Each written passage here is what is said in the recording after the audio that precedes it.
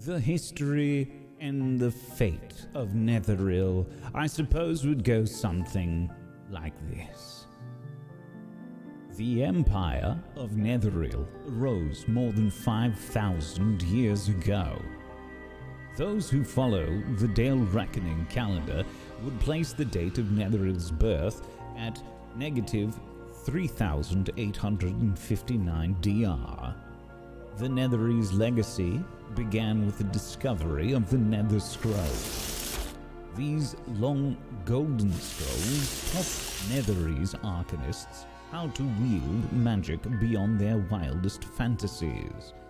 It took centuries, but the Netherese who mastered the power of the Nether Scrolls became a ruling class, living on great flying cities or taking refuge in remote subterranean layers.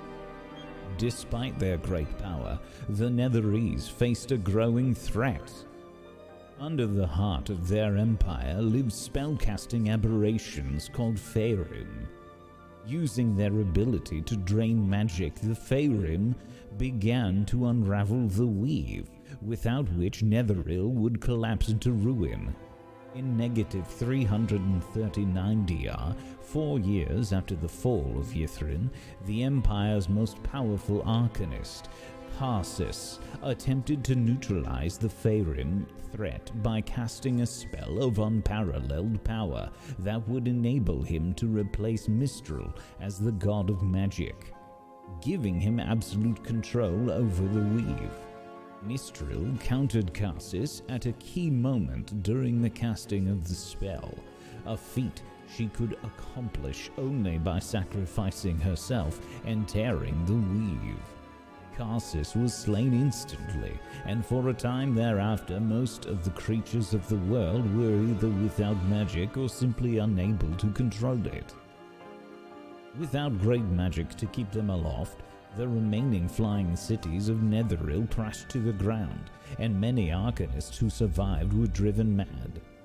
Once magic came back into use, Netherese arcanists could no longer cast their mightiest spells as they had before, forcing them to resort to traditional wizardry.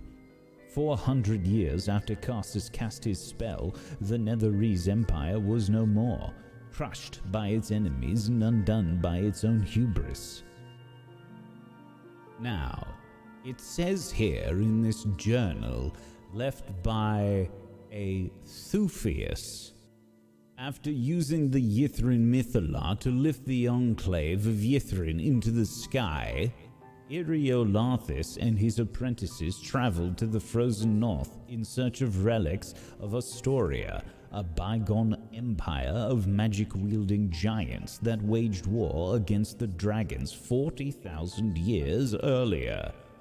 After many fruitless excavations, they found a large stone spindle bearing strange sigils at the bottom of the sea of moving ice and brought it back to Yithrin for study in the fall of negative 343 DR, the year of the chilled marrow. During one of their experiments, something went wrong. A flash of power from the spindle caused the Yithrin Mythala to shut down, which in turn caused the city to fall out of the sky and crash into the ice below.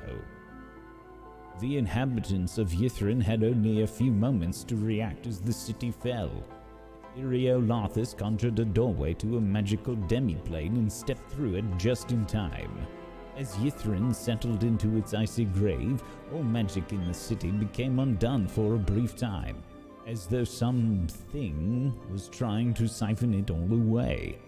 The demiplane expelled Eriolathus in that instant, trapping the Lich in Yithrin, and became a living demiplane. Eriolathus searched the ruins of the city for his spellbook and his phylactery, recovering only the former. He also found several magical servants in stasis that had survived the devastation, as well as a handful of apprentices who had used their spells in ingenious ways to escape death. Some of those inside tried to flee Yithrin, but glacial ice blocked all conventional routes of escape, and attempts to leave by magic were thwarted by a troublesome intercessor, the mysterious Spindle, in Eriolarthus' citadel was still putting out magical pulses of energy to hinder spellcasting. By the time this disruption stopped some 50 years later, fear and madness had warped the minds of the apprentice mages, transforming them into Nothics. Meanwhile, Eriolarthus grew increasingly feeble, until finally, the Lich's skeletal body turned to dust. And what is this here? Something about...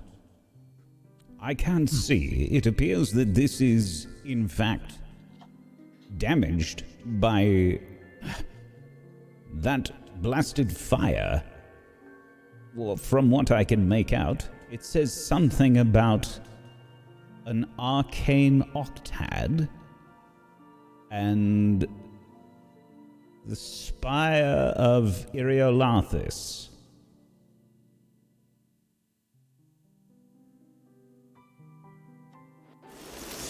Okay, so you're telling me that my entire theory about this whole place being a giant clockwork city is wrong? Perhaps. Perhaps not. Okay, alright. I'm gonna go with the latter on that one, okay? I still think that this whole thing's moving for some reason, and we just gotta figure out how it's ticking.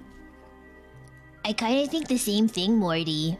It does kind of feel like a city in here, so maybe something's gotta give for it to start working again. Maybe something's broke and we can fix it. That would be sweet. But What do we know that is more related to the number 8?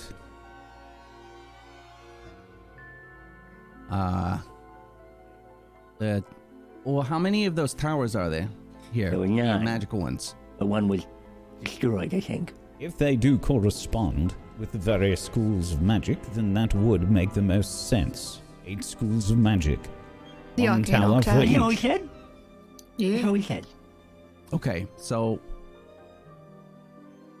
we need to go to each one of those. But just like when Terriel walked through the one and you dealt with it really well, but if we can sort of work together, because Velen, you said that you can sort of like get rid of magic. I know it's something I can do. I just can't, like, not right now, but just sort of like we can dispel it as we go if there's more sort of protections on these towers.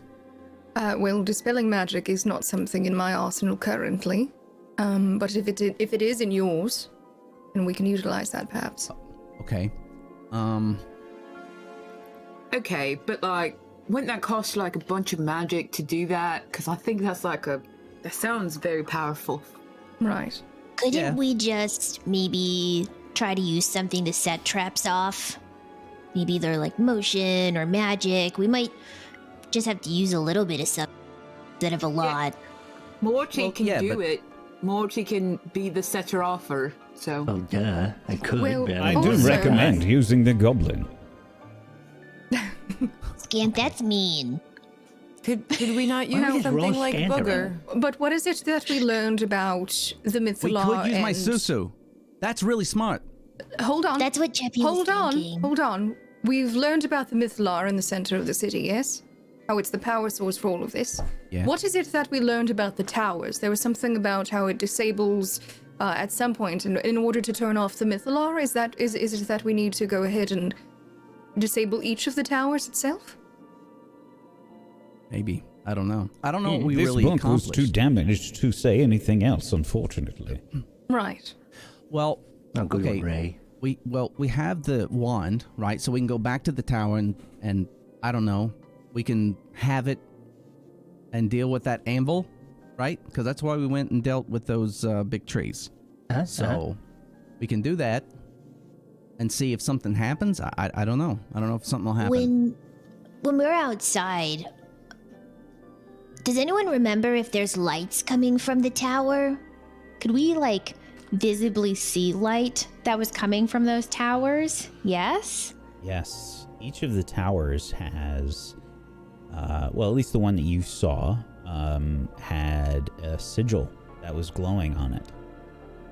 Right. A large sigil near the top of the tower. maybe we do need to turn those off then. That makes the most sense. Maybe. Okay. So we need to. I know I'm getting tired. I'm sure everyone else is, considering what we've gone through today. But do we want to deal with the tower first and then rest, or rest and then tower? Probably rest. Still a I will threat be no good nearby. to. Yeah, we should probably get out of here Everyone. too. Because I don't. Did anybody see that thing die?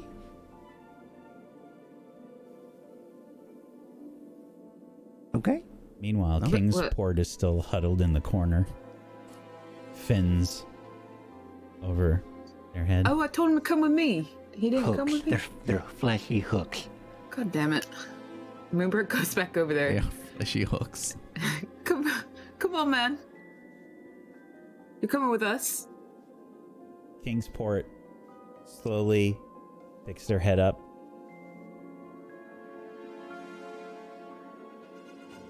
And then voice in common comes from Kingsport. Is he gone? For now. For now. Are you That's wonderful. You can talk. Is he dead? No. Is there Fins- anything you can tell us of him? Fins go back over Kingsport's head. Well, Kingsport, if you don't come with us, he might come back here and get you. So you can come with us, and then we can protect you, maybe. Make a persuasion check, please, Moonbrook. Yes, sure. Which is not my forte, but we'll try. Hold on. Persuasion. Oh. Sorry. Fins kind of come down. Kingsport slowly waddles over.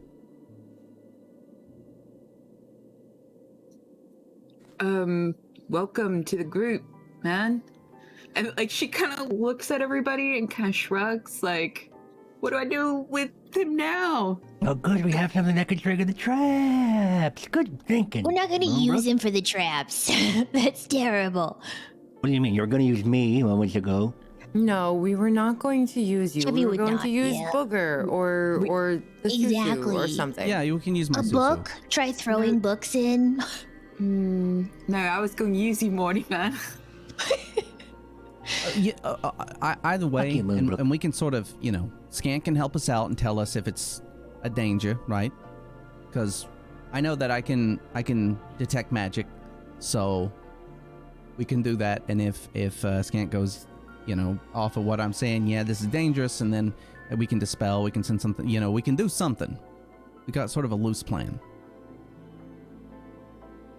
Definitely. I think that's probably for the best. Just having a loose plan, kind of going with it, because we can't really know what's going to happen. So, Kingsport, can you tell if that guy comes back? Can you feel him?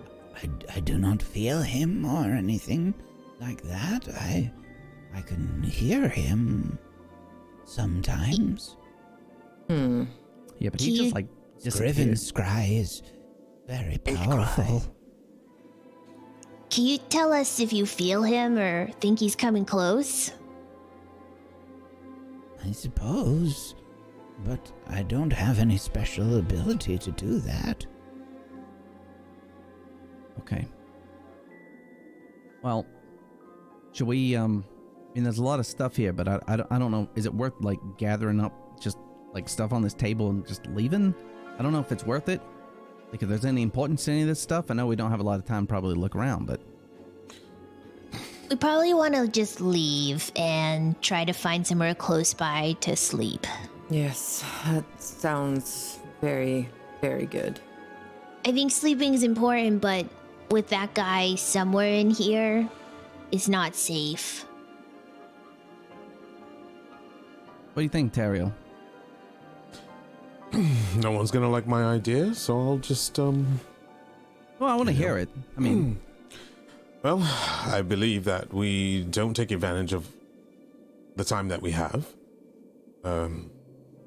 I understand we get really messed up in battle sometimes, but we're in a gold mine currently. He was looking for something that was in here. If we find that object, that could be a bargaining chip or something that could get us out of trouble.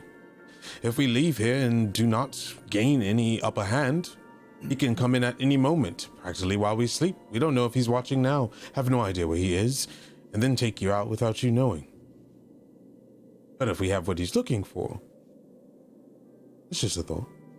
My theory, and I like that idea.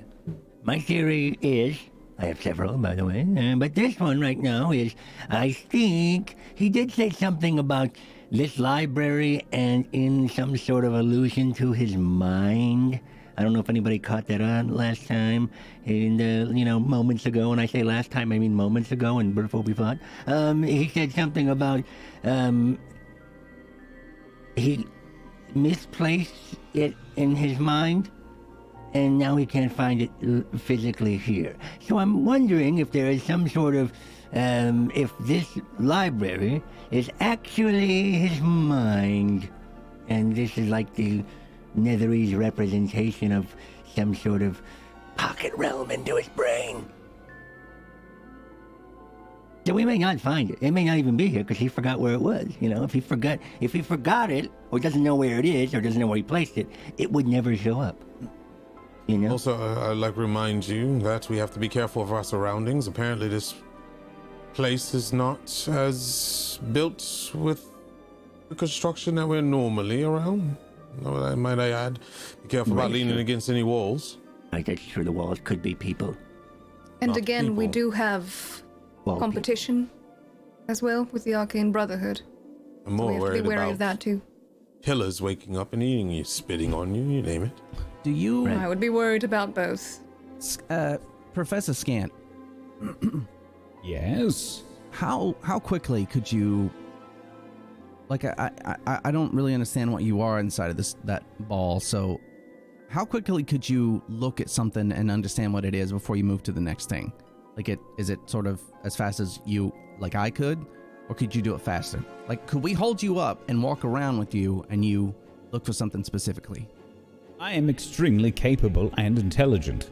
I would assume that most of you would not be able to do such things as quickly as myself. That's what I say, though. So that's not always true, okay? Okay. I never heard that before. No, but it's definitely Bullshit or true in bullshitter, Scant's okay, case. Scant? We're not intelligent. It's definitely true. Okay. Okay, well, I'm going to agree I'll with remember Scant that right next now. I included myself in it. Right. Okay. So for what Teriel's talking about, what do you think we should be looking for? What he was looking for, right? Whatever the book is, and then anything else that might be Look at the relevant. keepers. Some keepers. Finders keepers. But also, remember when I alluded to there possibly being some other potential hiding places in here, and he said that it was a possibility. We should keep our eyes peeled for anything that could open secret passageways or be a trapdoor or something of that sort. He also played us for a fool and told you a lot of stuff that wasn't true, and he knew a lot all along. Well, he said he didn't know and that it was possible. I have no reason to feel he would lie about something like that. Okay. Kingsport, do you happen to know, like, what the hell he was looking for using you, man? A Master Scriven Scry was looking for a very particular set of books. But, like, can you find it faster than we can? Do you just, like, feel the magic in it or something? No?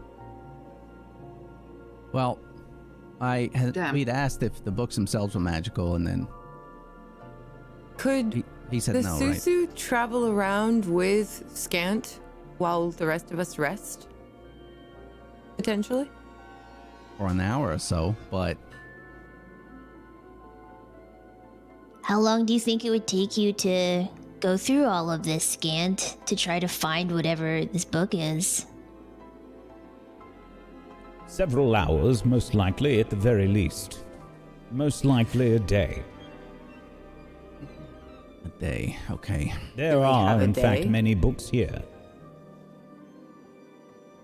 Very There's some observant, way we Scant. could give him legs or wings?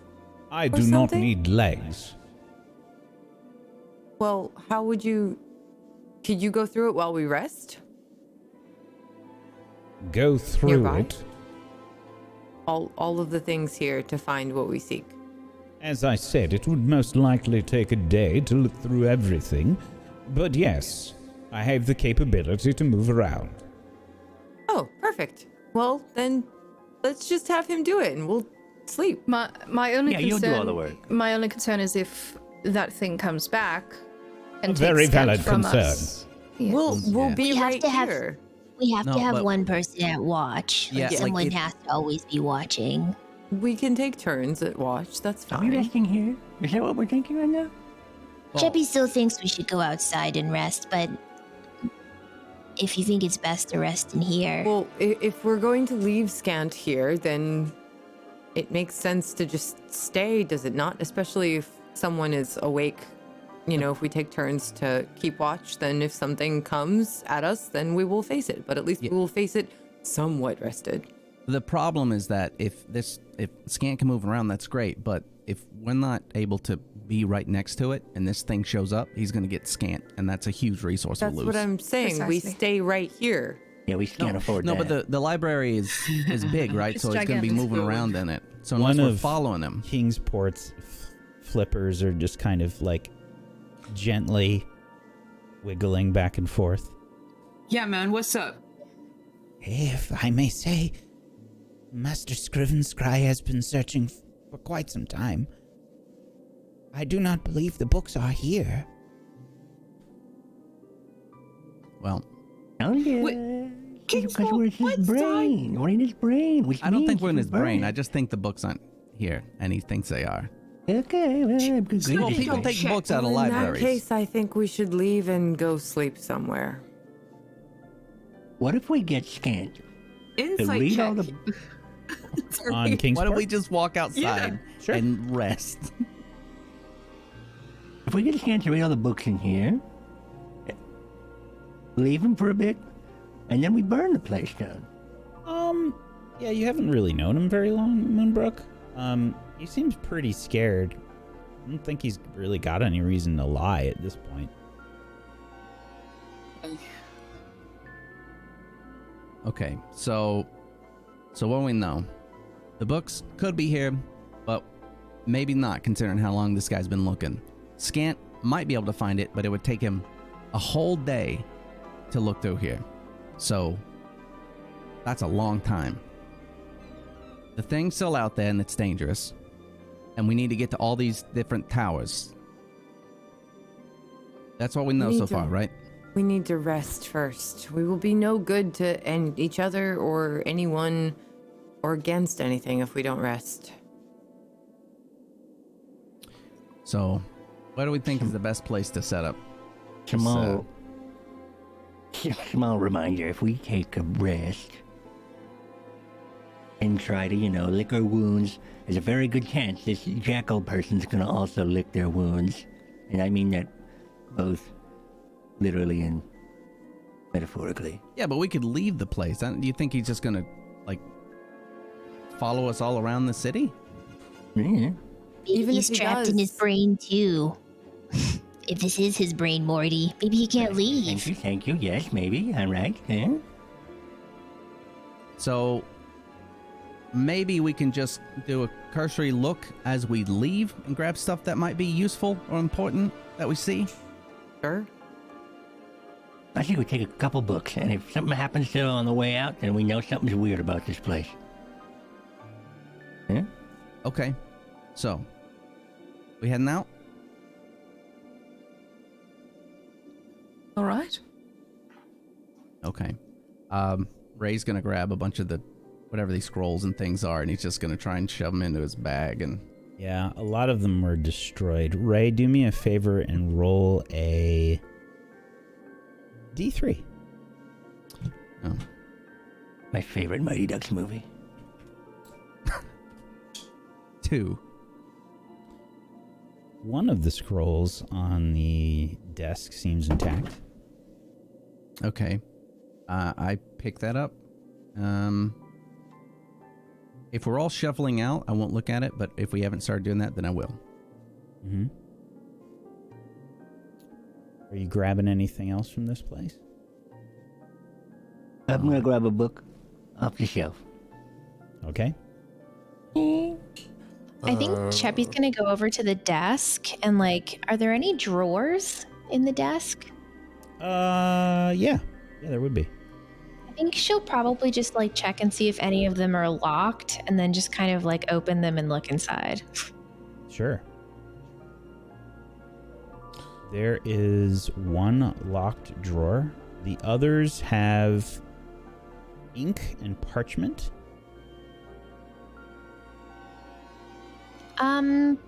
Which on its own is fairly valuable. Hey Moonbrook, there's a locked drawer here. Do you think you could try opening it? I can try. That's my fave. So she'll go over there and look at the lock first. Cheppy does feel slightly guilty about robbing somebody. Oh, I don't. Can I see if there's any traps on it? Absolutely. Give me an investigation check.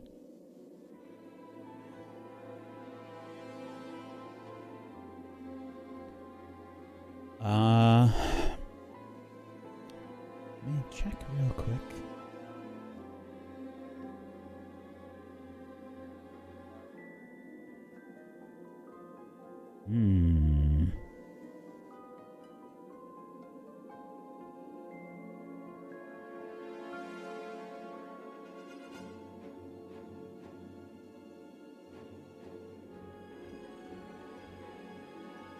No, there's not, Moonbrook. You can see her running her fingerless gloved hand on the underside, just feeling for the traps, and then she'll try she'll get her tools out and then try to lock it. Go ahead and make a thieves' tools check.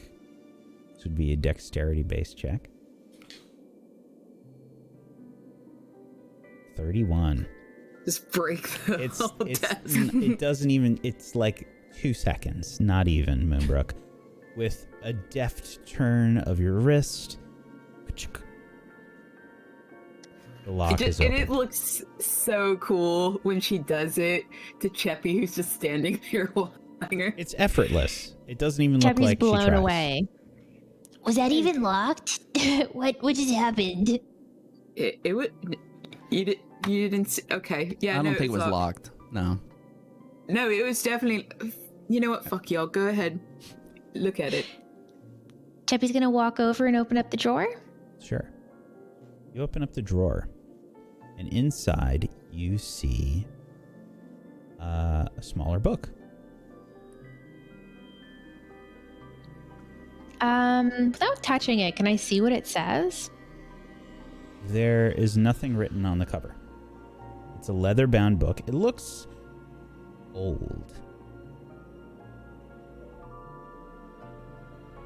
Cheppy's gonna pick I it know up. a lot of the books here would probably look old.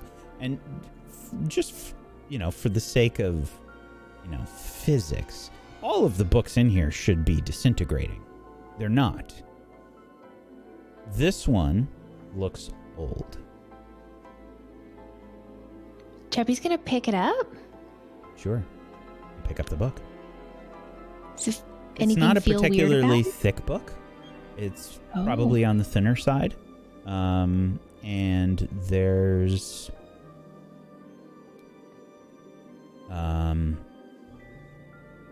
yeah, all the corners are kind of a little bit damaged. It's worn, It's very sort of worn. The corners are made of leather, and the a different kind of leather than the main portion of the book. It's kind of wrapped, so the corners are kind of a different color, and there's some gilded accents that are very faded.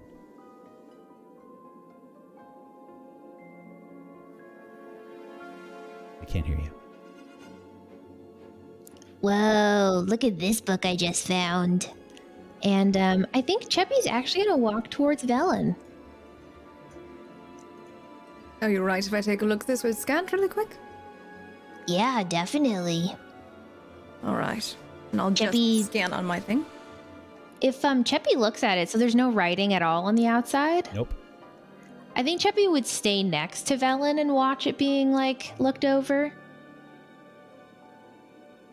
And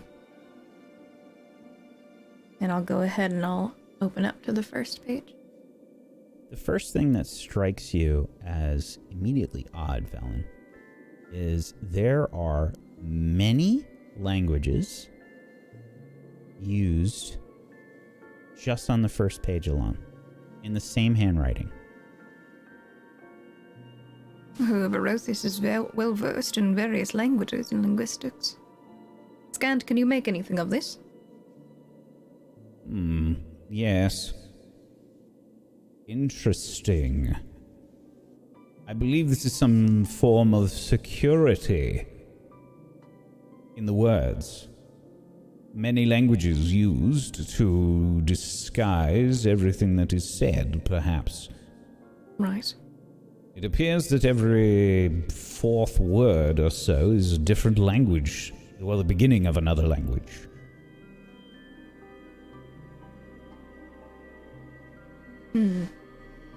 Well, it could take us some Kingsport time. begins to wave his flipper again. Yes, Kingsport? I believe that is Master Scriven's journal. Oh, we have a little homework then. Could be useful. Lovely. Teppy, are you all right if I put this in my bag so that we can look it over later and translate it all? Yeah, definitely. Cheppy will not be able to read that by herself. All right. And I'll go ahead and I'll slip it into my pouch. Sure thing. But before we leave, does it seem like the shelves that are still intact, as if like they are in any particular like categorization, like historical, you know, things like that? Yeah, definitely. It's a library, so I'm sure there would Right. be some sort of organization. It would probably be organized. I don't imagine it would be by author. I imagine it would probably be like The Dwarvy Decimal System. there you go.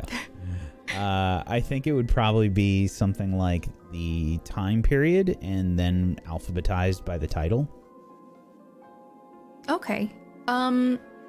Before we leave, I just want to take a cursory glance with Scant and see if I see anything that, you know, any of the titles that jump out in terms of like the Arcane Octad and the Spire of Eriolarthus Sure. in particular. Yeah, absolutely. Give me an investigation check.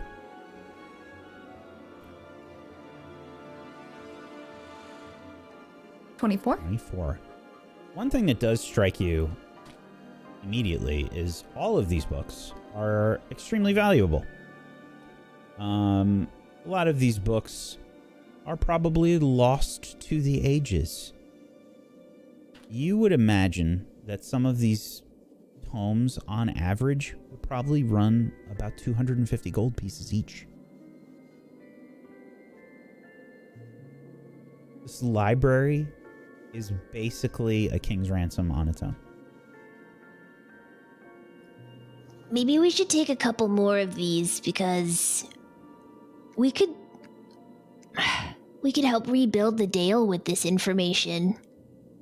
These would sell for an absolute ransom. You can imagine that, like, only some of the greatest libraries in the world that have really stood the test of time and have, like, enchantments on maintaining books and keeping them, keeping their state so that they wouldn't disintegrate after this amount of time, is the only way that they would have some copies of these books. Right. Like, Just you know, the great centers of magic across the world might have libraries that could come close to this, but this place is lost in time. I think we stack a bunch up in one of the bags of holding and just get out. Precisely You what I was going to say. literally spoke my thoughts. Is there any books on is it all just Yithrin, or is it like the No, there's a lot of stuff. Keep in mind, from what Professor Scant has told you, this place basically crashed about 1,500 years ago, and the Empire itself was about 4,000 to 5,000 years ago. It's currently 1489 DR, and the Empire of the Netheril kind of started about negative 3,300. Ooh. I'm pretty much gonna go and find any books on magic or crown wars or any of that nature. Terio's like very interested in seeing his history. Absolutely. Things are going to be very foreign to you unless you have like really, long-standing recollections of very, very old history from a long time ago. You have stuff here that's referencing things as if they happened recently, it's probably a very weird feeling, I imagine. Imagine going into a library that is, at least 1,500 years old. The things that they're talking about they're just different. Should I roll on anything, or because he's just gonna go around grabbing the most fanciest looking books? Do I get any help if anybody else looking, or no? Well, I was looking before, but I don't know if that would be helpful to you. Okay. It's so hard specifically because like everything here is valuable, Right. Okay. So we'll say make an investigation check for you, Terry, looking for something specific on magic. I got news for you. It's not going to be tough. It's a 19. Yeah, that's plenty. This place is a former giant floating city. There's loads of stuff on magic here. Stuff you've never even fucking heard of. About arcane methods of magic that just maybe reading the first few paragraphs blow your mind. And you'd have to get help from Professor Scant to read any of this stuff. Because most of this is written in Loros. There's a few bits that are written in Elven and a few bits that are written in other languages that you might be able to pick up here and there without Professor Scant's help. But this is kind of what Professor Scant specializes in, specifically that language of Loros. There's some amazing stuff here, Terrio. Awesome. And because he's also in back of his head, he's thinking about two things. He's thinking about his mentor back at home, and if anybody recalls in the early days, and he's thinking about burying some stuff with Leoric, but he's not sharing that with anyone.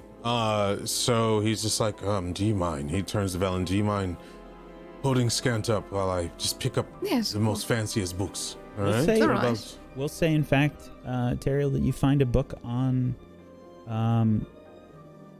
you find a book about Mistral, which I think you've heard about Leoric talking about before.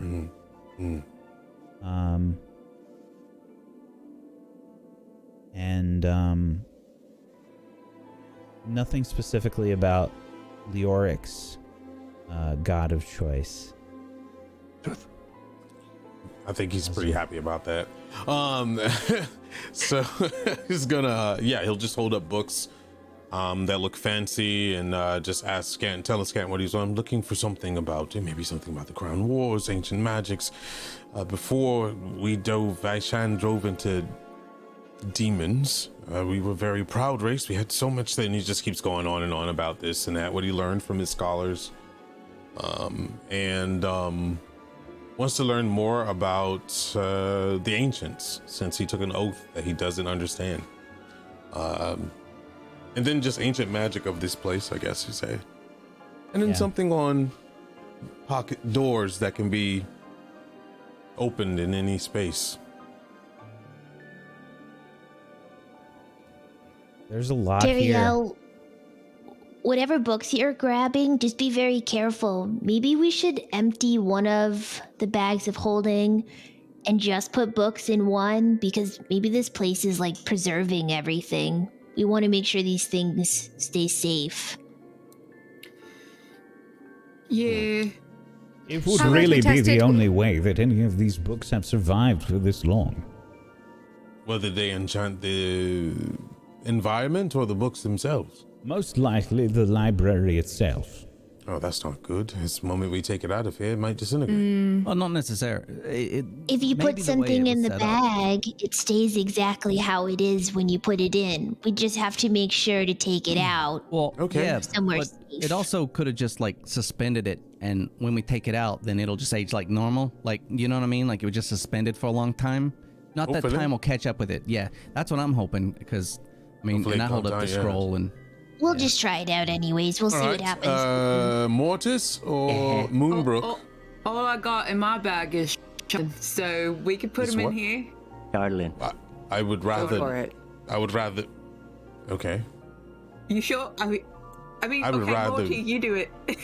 No, I was asking Mortis for a reason. He'll appreciate this. He calls Mortis over, and Tail just like turns the bag upside down. You just hear clunk, clunk, clunk, clunk, clunk, clunk, clunk. Like all this iron and stuff falls out, and the Charlatan piece.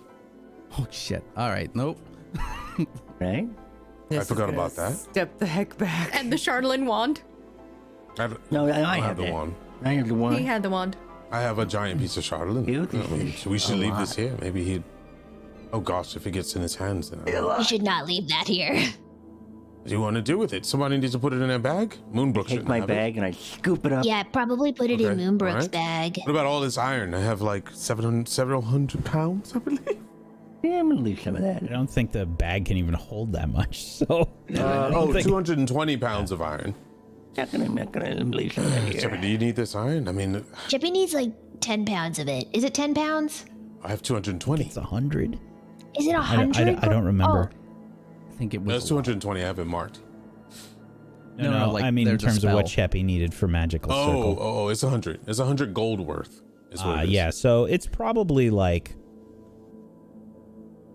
I don't know if we figured out how much that was worth. Let's call it 25 pounds. Mortis, you mind Yes? breaking this apart and taking what you need and giving Chappie at least 25 pounds worth? This is good. I hate that we're but, leaving. We oh can share boy, it, I'm gonna Morty. need an anvil. Where you gonna put that iron at, Chappie? Are you really going to need an anvil? Hopefully one of the bags of holding. Oh, we got an Not anvil. really. Well, that Moonbrook, tower can you with not use your bag of holding to put the iron in? Of course, man.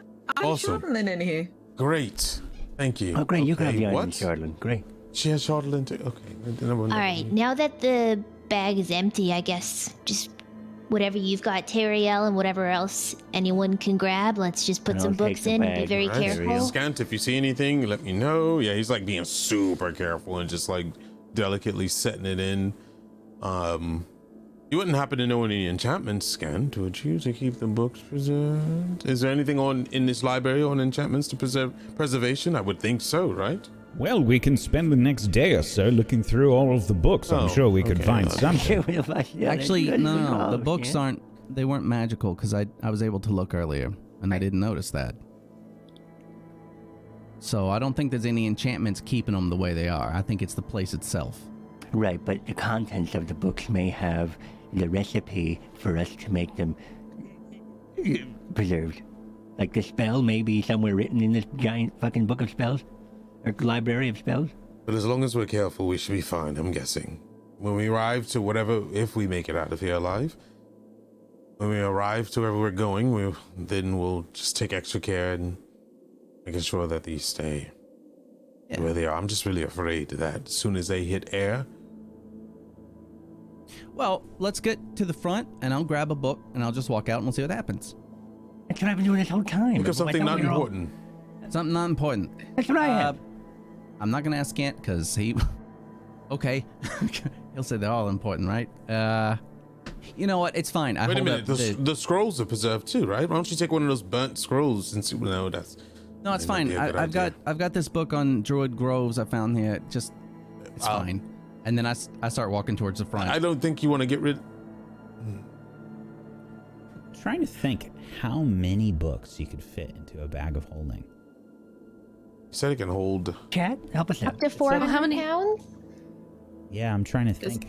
It's like a 30 by 30 cube, I think. Yeah, and it's then real. What It's is the real- average weight? Yeah, it's not the weight really. It's the space probably for the books. Depends on how you stack them, Yeah, too. and that's going to be a though. problem. Yeah. It's going to be hard to stack that. You said it's 30 by 30 I don't think you have feet. to worry about it. I think the bag. 30 by sorts 30 it. feet? That's a lot of books. The bag stacks it. I'm gonna yeah, say it's 30 by Shit 30. ton. I'm gonna say you can carry 100 books inside that bag of holding. Going to need help grabbing all these books. Just you got the bag open, Just your grab the arm shelf. out. Grab them one at a time, dummy. It's very easy. It's very light. Be one at a very time. careful. We don't know what's a shelf and what's not a shelf, as you recall. Right. And if it's hard to reach, then it's a high shelf. You know, like the people On the way, who are I the think on snootier the of way them all out, shells. I cast. I don't know if mimics are magical or not, but I'm gonna cast detect magic, and as I'm walking forward, I've got that out and just checking the shelves to see if there's anything noticeable as I go. Sure. So, before you were looking for like books specifically, but you can see inlaid on the shelves, Ray, there is a series of various enchantments placed on the shelves themselves. Okay. So, I'll relay that to everybody and say, yeah, there's something like the shelves. They've got something on them. So no throwing rocks at the shelves. All right. Books. Yeah, I don't know, but I mean, it looks like magic placed on them by the way this feels. So Are you gonna maybe that's how test- they like keep everything from going bad. Is all Are these you enchantments. able to identify what school it is? Yeah, I'm gonna guess this is probably abjuration. Check. Yeah, abjuration. Abjuration. Okay. So, yeah, I don't know, like abjuration magic. So stuff that can. Is it a Blocks, level of banish, or protection? protect. And yeah. Yes. So yeah, I guess it's sort of protected that way. What if we break one of the shelves off and take it to Leoric and preserve his body that way? He's in ice. That doesn't matter. But I know. Is Okay. that guy still relevant? He's All always right, relevant. That's more Ray, I forever. highly suggest that you please test your book and walk Got it. out. Thank Yep. you. Yeah, because otherwise, if it's going to disintegrate, it's worthless anyway, right? So, so I head that way, and then as soon as I get to the door, I step outside holding the Druid Grove book that I picked up, and whatever threshold, I'm now out in the city holding it and looking. I hope it does not explode. Ray walks outside, holding the book. The book appears to maintain its integrity. Okay, so unless there's something where it takes a minute, I guess it's all right. And then I put it back in my bag. Well, maybe it's just as if the book existed in its time back then as it is now, and over time without this building, over let's say the next 100 to 200 years, it will start to show wear and tear as normal. Maybe it just preserved its lifespan, and that's it. All right, that's good news. Thank you. And he just continues to put books in the bag of holding. You continue placing books, and it's going to take a little while to shove all the books in there. You probably have to shuffle them around too. I don't imagine what it feels like putting your hand inside the bag of holding. Sucks. Yeah. I have armor on too. That even Literally. sucks even more. Yeah. Just clanking all over the damn place. Yeah, it's probably really awkward trying to get the books all stacked up and He whatnot. asked for help and no one did it. That was great. She did that herself. But yeah, you managed to get about 100 books in there. I'll tell you what, roll me a d10. Okay. We were almost free, everyone. We'll get there sometime. You get Six. 96 books in there. Oh, okay, that's cool. Not That's bad. good. Yeah. So we could have fit 4 more if I had help. But I think I managed. And he's just like... Help with what? Moving a book at a time? I think I'll you just got carry that. 4 you on myself, don't you worry. See what I'm in? I mean... You put one. Whatever. You take one book, and you put it in the bag. Thank and then you grab another Mortis. book. I appreciate and you your put it in the bag. librarian ways, your classic... And he just kind of like mumbles off and like puts the bag on his shoulder and puts his cape over it. Do you all leave the library? Oh, we never decide if we go sleep here. Kingsport, you're coming with us though. Letting you know wherever Yeah, we're we'll going. Just If let we're him do what he sleeping here, wants. I'm making a book for All you. right. I am worried about Master Scriven's cry, though. Would you rather stay here? And I mean, we can mend your collar or whatever that was that he had on your body. I suppose not. All right. We need to figure out, though, where would be a safe place to set up shop. Because we also did have that demi-lit roaming around. I have an idea. We can go Okay. back to the tower that we're in. You know, the one where you say up and it takes us up. You can see everything from there. Right? We'll be asleep though. Master Not all Scriven's of cry us. was very fearful of that creature. Yeah. Then we can sleep with the Lich. Made sure that we avoided it when we moved around the city. Do you know somewhere that we can rest for a little while that won't be disturbed? The Grove?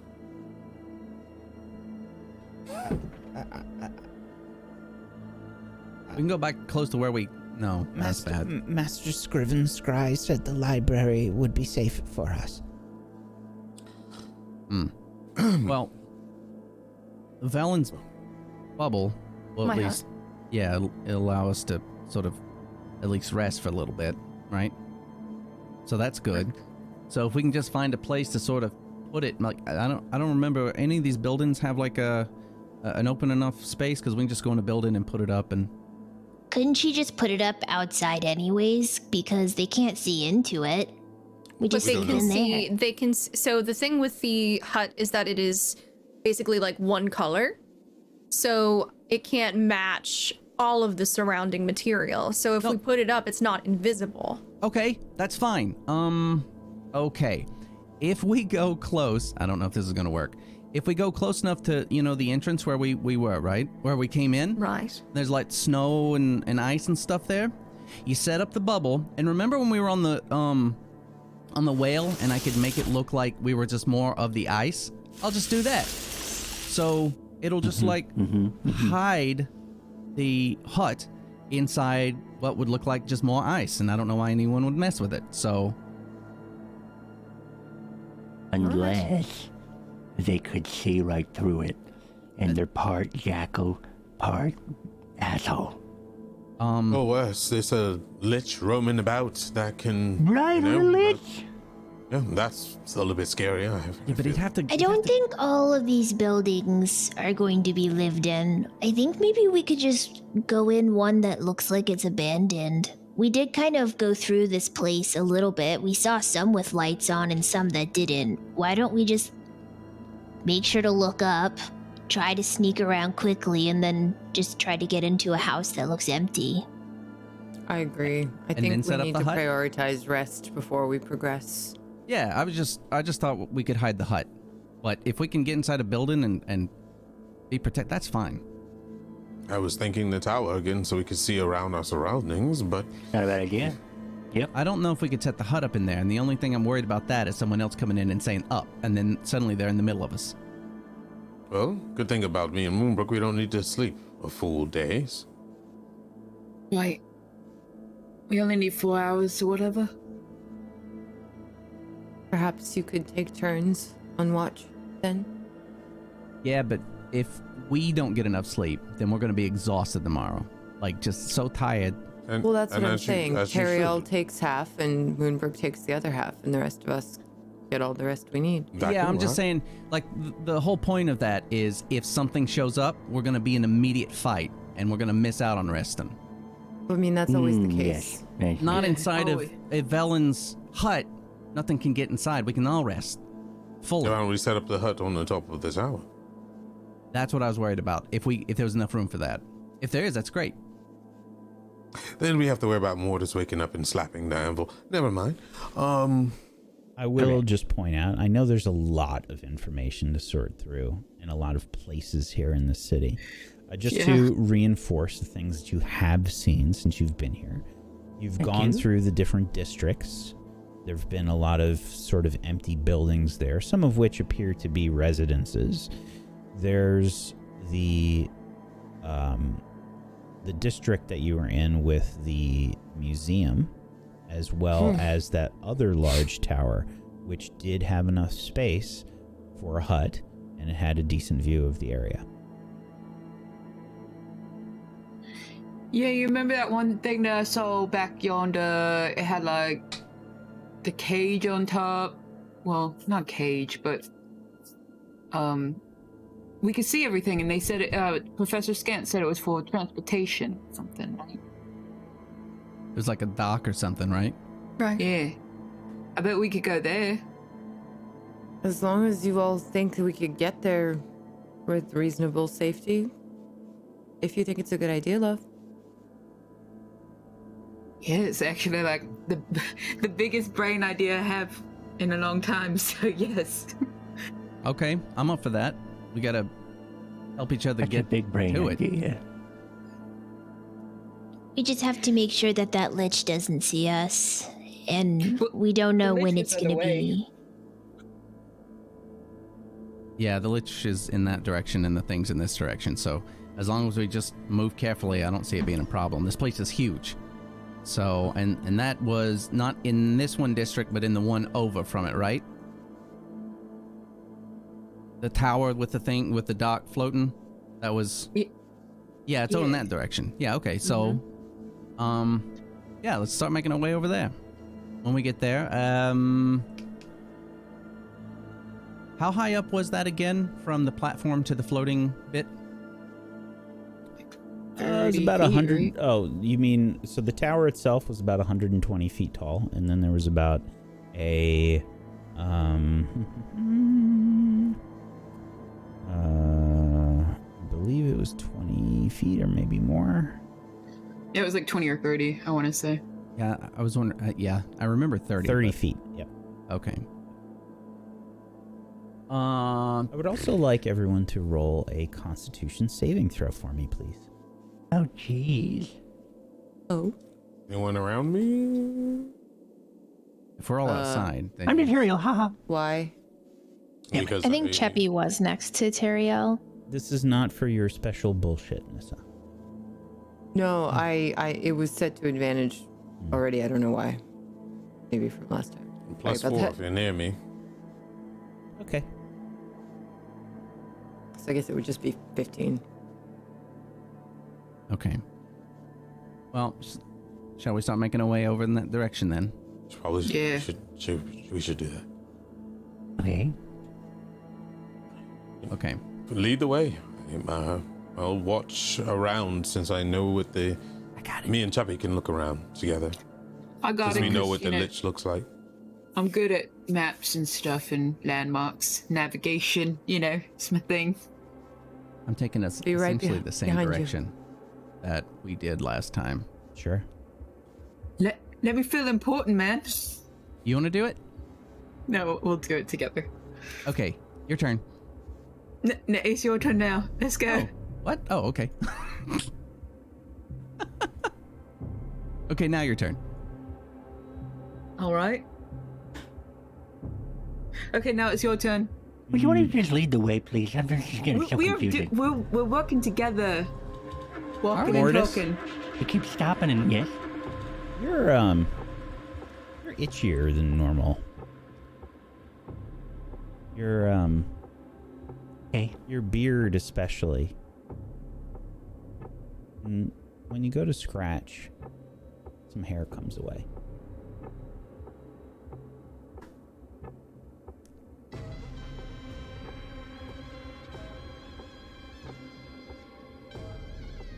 I'm gonna get some of it and then I'm gonna put it in my bag. Holding. Has anybody seen? Is there a spot here I'm missing? Yes. Didn't you didn't always have that spot missing? No, he didn't. I've never No, I guess looked not. this closely As I before. flick it, Oh, it just starts to. you should probably cease that. Cheppy touches her butt. I touched Cheppy's butt. Cheppy touches her own butt. Is the fur still there? Yep. Okay. Cheppy's are we okay. It's stopping? just you, Morty. Damn it. Valen, as Mortis is doing that, you just realize that you're kind of scratching your own head for a moment. A patch of hair comes out with your hand.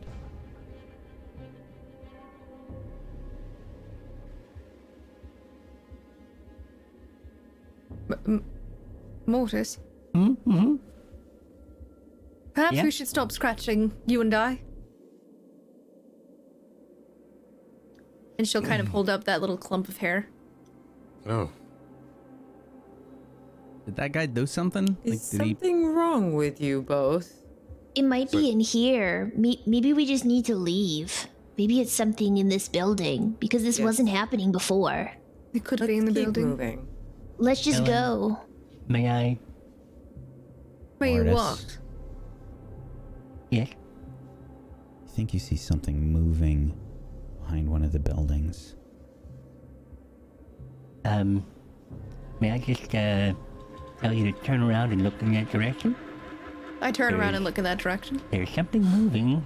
Velen, when you turn, you get a little bit of vertigo. And you stumble a little bit. There's, your hands are really clammy. And It's another day for me. you're seeing maybe like after images of your hands.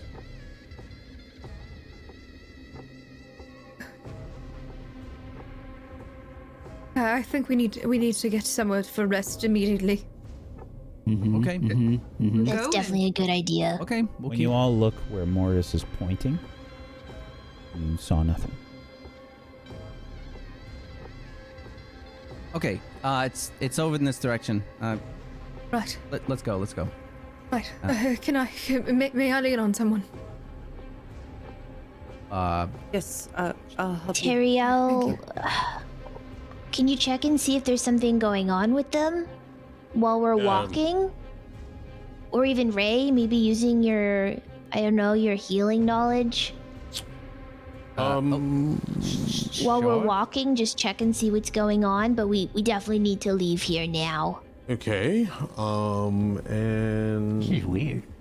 Teriel will proct his. He'll. Do you mind? He'll look at Velen. He'll hold his hand up. Do what you must. He'll place a hand on her shoulder and he's like, "Come here, Mortis," and he will grab Mortis and pull him towards Really? him and like walk with him, and close his eyes and tune in on divine sense. Sure. So divine sense will give you some kind of feeling when there's a strong sense of evil and powerful good as well. And it will also allow you to detect celestial, fiend, or undead within 60 feet of you that is not behind total cover. You know the type and any being whose presence you sense, but not its identity. And this is within 60 feet of you. Let me check on something.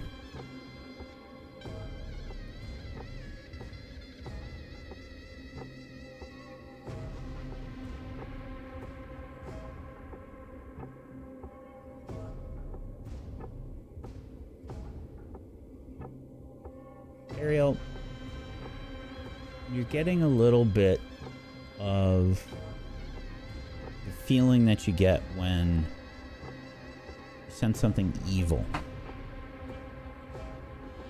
Just a hint of it. Okay.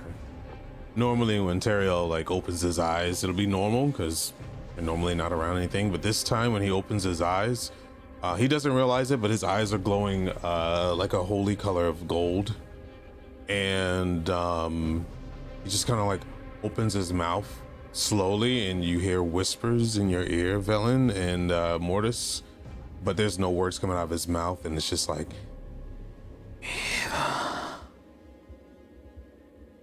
and he's kind of in a trance. There's a touch of that coming from Velen and Mortis. And then Teril's hands will snap back, and his eyes will lock on both of them, and he'll grab his sword but not draw it. Step away from them. What's going on? We have to get somewhere immediately. Something's not right with both of you. What is it you detected? It's a deep-rooted, very slight. Is it some sort of a curse or something? I can do curse removal. It's worse.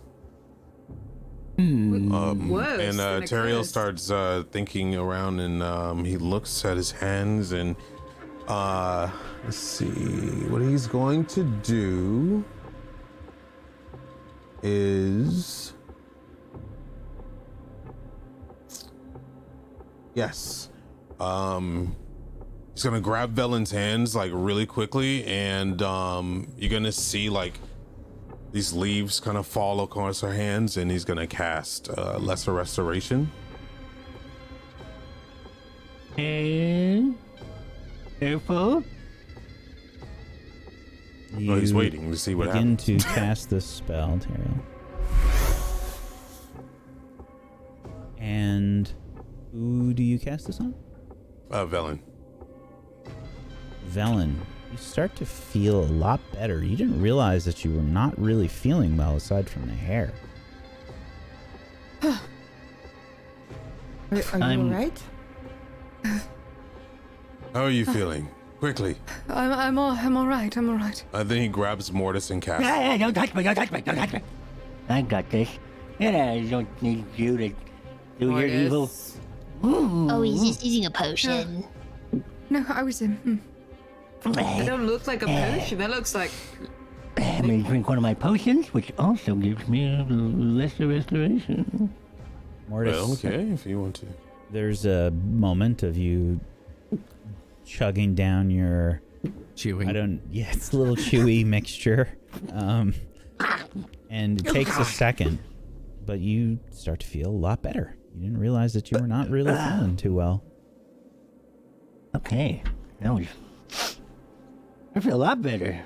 That was weird. I didn't, you know when you feel crappy and you don't realize that you're crappy until you feel better, and you're like, geez, this is what I needed. That was Okay, what we I should needed. get out of here. Let's move. All right, there we go. All right, we're gonna walk in a line there. You're welcome. And he just keeps walking. We need to be careful if that happens again. Let's move. There was I started to get this animosity brewing inside of me towards you all. Yes, Okay, you're let's evil. move faster. I knew I'm you like, were no. evil to begin with. Okay, And he well, keeps walking let's with a smirk. Pay attention then, all of us. That like Right. if you start to feel, if your hair's falling out, we'll tell. We can. How do you Keep tell from ourselves old age? or This just- is like speeding up as they're walking, and she's kind of pulling Velen along, and she's kind of got a hand on her girlfriend, and just she's like, "Let's go." When we walk past this thing, is this the thing that I recognized from the library? Absolutely. There is a sigil on this tower. Yep. All right. So, no, not the tower. The other thing. The Oh, the yeah, little- definitely. yeah. Is that's it? Like I would recognize as we're walking. Absolutely. Okay. Okay. So as we walk by, I think you see like Ray gets really excited, even though Nissa's like, "Come on!" It's like, wait. No, we're not waiting. No, it's we're fine, gonna it's leave fine. you behind. I just want to. No, I read about No, that. It's let's fine. go. We're not, No. we don't have to stop. I just want to talk about it. And then as we're still getting pushed along, I was like, no, it's a game. It's like this. Okay, there's like the 6 players on one side and 6 players on the other side. And then you have to like eliminate them by. Let's see.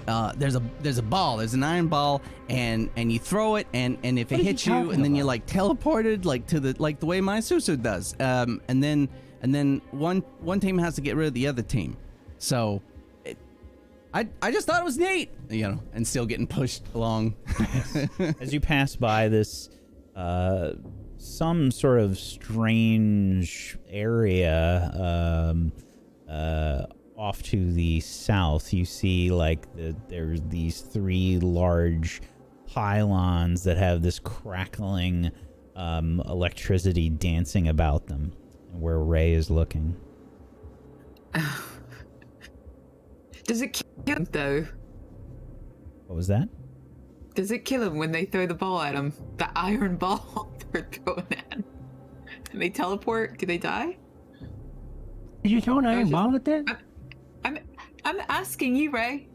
What? Oh, what? Do they die? Oh, well, no. From what I read, it teleports you. I mean, you're getting an iron ball thrown at you, and if it hits you, I mean, it's gonna hurt, I imagine. But I don't know. I mean, that's all I read about it. Is that there's 2 teams, and there's a ball, and you hit people with it, and they get put to the sidelines, and then you just sort of keep going until one of the teams eliminated. I think Cheppy's going to be keeping her eyes out in the sky to see if she sees anything else watching them or floating around. Sure. Are we Are these walking? pylons keeping a charge? You're probably by the bottom of the tower now. Are these pylons keeping a charge over here? This time? Oh yeah, absolutely. Yeah, there's like arcs of. I mean, when you guys cross through, you know, this space in between the 2 districts, I mean, you can clearly see this giant glowing yellow power source that Professor Scant indicated was this thing called the Mythalar. Right. It was also referenced in the history that Professor Scant talked about. Was mentioned to be the power source of this place. Okay. So you make it to the bottom of this tower that you've been to before, this sky coach dock or this sky coach spire, whatever it is that you'd like to call it. Okay, so we heading up. We're gonna try and get on that floating thing up there. Okay. And I guess go in and start walking up those stairs. Sure. You begin traveling up, and we can say after some effort, you are able to make your way up into the glass area that overlooks the district, basically. You can have a pretty good view of the district from where you are. Wow, this is a good view. Holy shit. It's a good spot, right? Mm-hmm. Yeah, no, this is really good. So you guys, is there enough room here for the hut, Ellen? Yes, it should be fine. Okay. I'll get to casting it immediately. Thank you. There's about a 40-foot diameter here in the hut. It's about a 20-foot diameter. Is anyone hungry? I can make some berries. Never a bad thought. Okay. Hippie does have some Starving. rations left, but not many. Yeah, I so do as well. berries all around, and then I'll cast Yeah, good berries all berry around. and give everybody one. So, Thank you. give everybody, including Kingsport, one? Absolutely. Mm-hmm. Kingsport happily munches away. Everything's fine. You okay, what is over there? You setting up I'm some just brewing for the doing some night? inventory, and I still got one, it looks like. And who else got the other empty bottles? Here you go. Yes. Here you are. Actually, Thank you. Thank you. I do too, I think. Yeah. Yep, here you go. Thank you. Mm-hmm. I think while this is going on, Ray's going to take a look at that scroll that he grabbed. Because he just picked it up and then shoved it in his bag. Mm-hmm. Terrell's gonna go in a trance Because why Yeah. not? Why not? Okay. And there he goes. I Ariel guess. begins setting up for his trance. He to looks so rest. cute when he trances. Look at him. I guess I- you will You be can the hear us? first one on watch, love. Yeah, I'm going. I'll sit up. All right. Just wake me if anything, okay? Yeah, of course. And she'll sit on the edge and look out across everything. Or the edge of the dome, not on the edge. Okay. While we're resting, Whack, at any point would I be able to go ahead and start working on, like, I want to get the full amount of rest, but I do want to, like, find a little bit of time to start transcribing, like, all of the, or, like, translating the journal that we found with Scant's help. You have to make a choice. You cannot rest and do that. That is active work. All right. Never mind. That's like it's serious work. Yeah, no, I know. Yeah. Yeah. Okay. So, Moonbrook is going to keep watch, and the rest of you are going to try to get some rest. Absolutely. I think before Cheppy goes to bed, she wants to do something. Cheppy's gonna walk out to Moonbrook, and she's gonna sit down next to her, looking out. Moonbrook, is there anybody that you can think of that we'd want to talk to right now? Cheppy's been wanting to see if maybe Garrett or somebody else is okay. Do you think of anybody in particular? Well, I mean, you know, I don't know. They said my whole town got out, right? So I don't... Maybe we should try Garrett. If anybody will... Yeah. See if they're okay, made it out. Yeah. We haven't seen them since. No, and I was concerned about them, so... Yeah, that would be good. Sitting next to Moonbrook, Cheppy's gonna like close her eyes, and she's gonna put her hands out, and she's gonna cast Scrying as this little golden butterfly kind of swirls around in her hand. And I will grab that spell for you guys. Woo. What are you doing? I think I'm gonna see if Garrett's okay. And try to talk to him. Okay. You begin to cast the Scrying spell. And with the Scrying spell, you are trying to focus on a specific creature, and in this case it's Garrett, the person that you met a long time ago and helped and saved their life away from some yetis and other problems, and potentially the Chardelin dragon that rampaged its way through Icewind Dale. Takes a moment, but eventually you begin to see Garrett in your mind. And when you do, you can feel yourself start to float into his perspective. And you begin hearing things and seeing things around Garrett.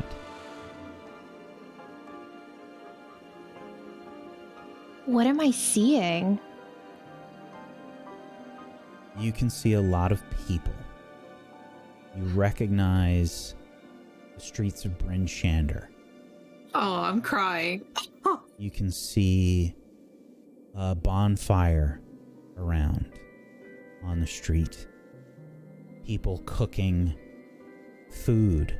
You recognize some of the vegetables and things that you all helped to grow just outside of Bryn Shander. Ray and Teriel, with their powerful plant growth powers, were able to help feed these people.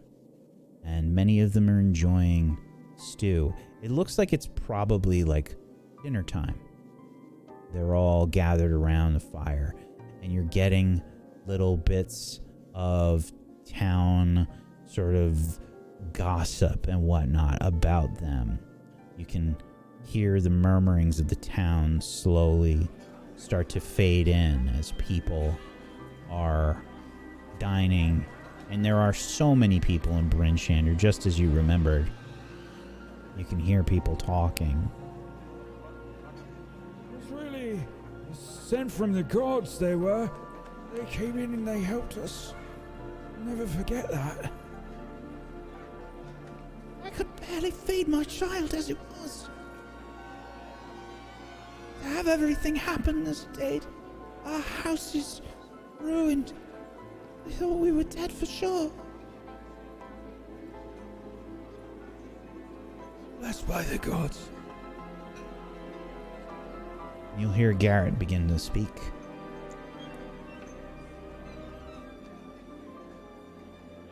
I knew them, you know. They were very kind. They helped me and my husband.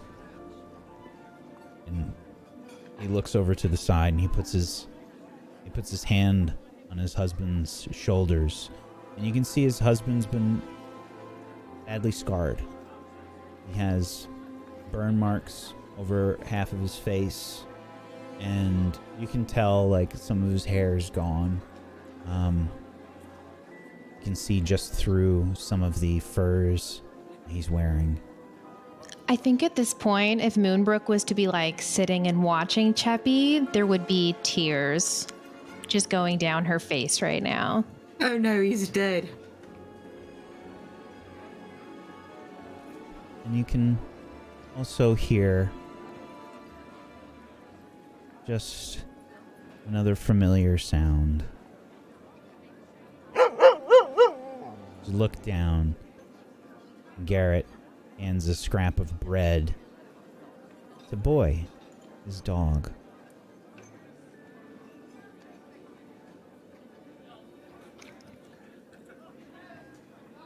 I think, like, Cheppy would probably sit the whole 10 minutes of this for as long as she could, just kind of drinking it all in. And at the moment that it finally stops and she gets brought back and there's just still tears falling down from her face.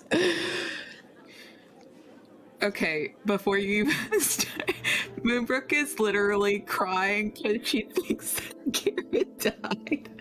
And she's just like blubbering, and she has her face hidden in her hands.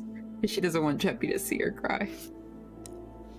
Cheppy's just gonna lay her hand down on Moonbrook, wiping her face with her nubby. Moonbrook, we're bringing warmth to the Dale. They're alive. We're finally doing it. We're so close. Even Moonbrook, Boy like, has made it. Wait, Boy made it? They made it? And she's wiping the tears off her face like, there's nothing to see here, like... Yeah. Yeah, he did. Man, you know, I thought, you know, it's real good. Walk to the Dale. I'm glad that he made it. I'm glad everyone did. Okay. Cheppy's gonna kind of like wipe her face off and like lean over and give Moonbrook a hug. Cheppy's gonna go and try and get some sleep, but we should definitely tell everyone about this in the morning. And she's gonna kind of like reach over and like wipe a little tear from Moonbrook's face, and she's just gonna walk back inside. She's gonna go cuddle up with Teriel with a big smile on her face. Cheppy and Moonbrook begin to take their positions, and Cheppy tries to relax by Teriel. Velen, there's a sort of gentle rustling that you feel on your shoulder.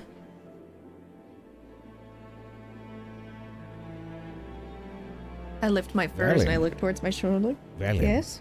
may I Yes. have a word? Is this private word or a word we can have here? I would recommend privacy. Very well.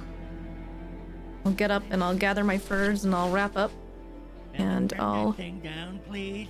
go ahead and walk outside of the hut and find a quiet corner.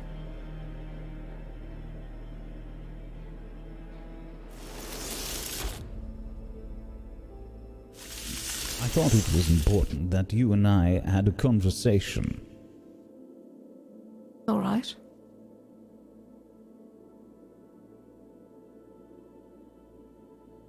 We've learned quite a bit about this place. Of course, there is always more to learn. But Velen's eyebrow quirks. I thought it would be very important to consider some of your or our options. All right.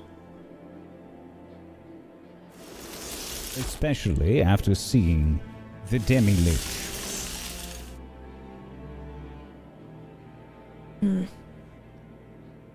Have you ever considered the possibilities of lichdom?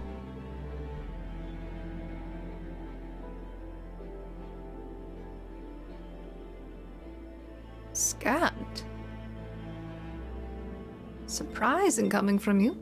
You are a necromancer.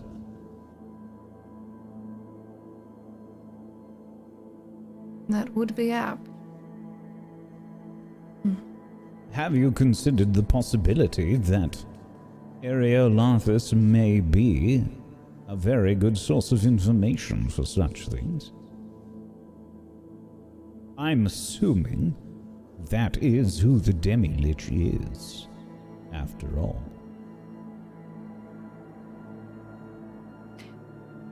But how would we approach them without our friends here?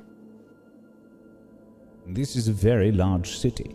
I imagine it would not be very difficult to separate from the group.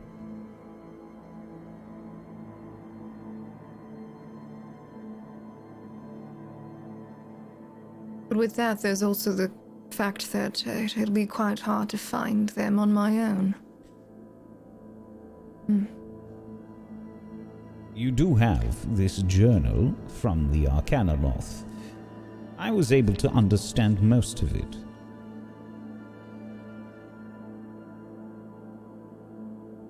So you're saying we should start a little side project? Exactly. All right.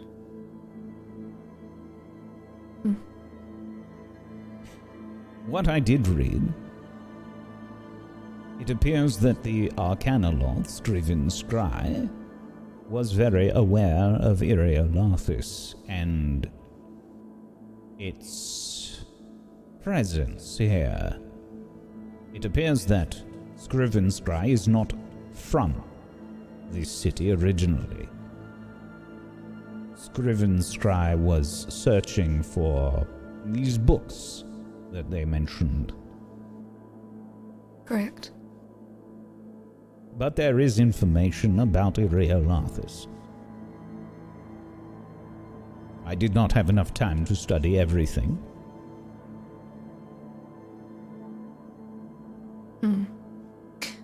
Well, we will have some time here in the city. They want to comb through everything. Imagine So- what you could do with the Brotherhood. Right? That is quite the possibility. With all the information that these people have collected, you could do great things. The people of Netheril were arcanists like the world had never seen. And you and this group have many books detailing many of their secrets.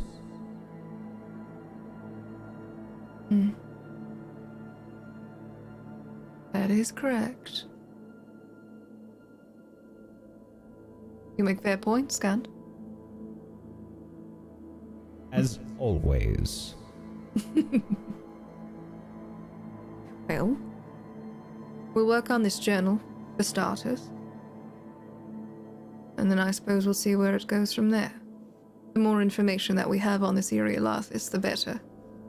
When confronting or attempting to negotiate or speak with. Yes. I'll see what I can get from what we've gathered as well out of the group. It would be prudent to obtain those books if you do decide to take this new path. After all, it is why you came to Icewind Dale, yes? Yes. Cheers. All right.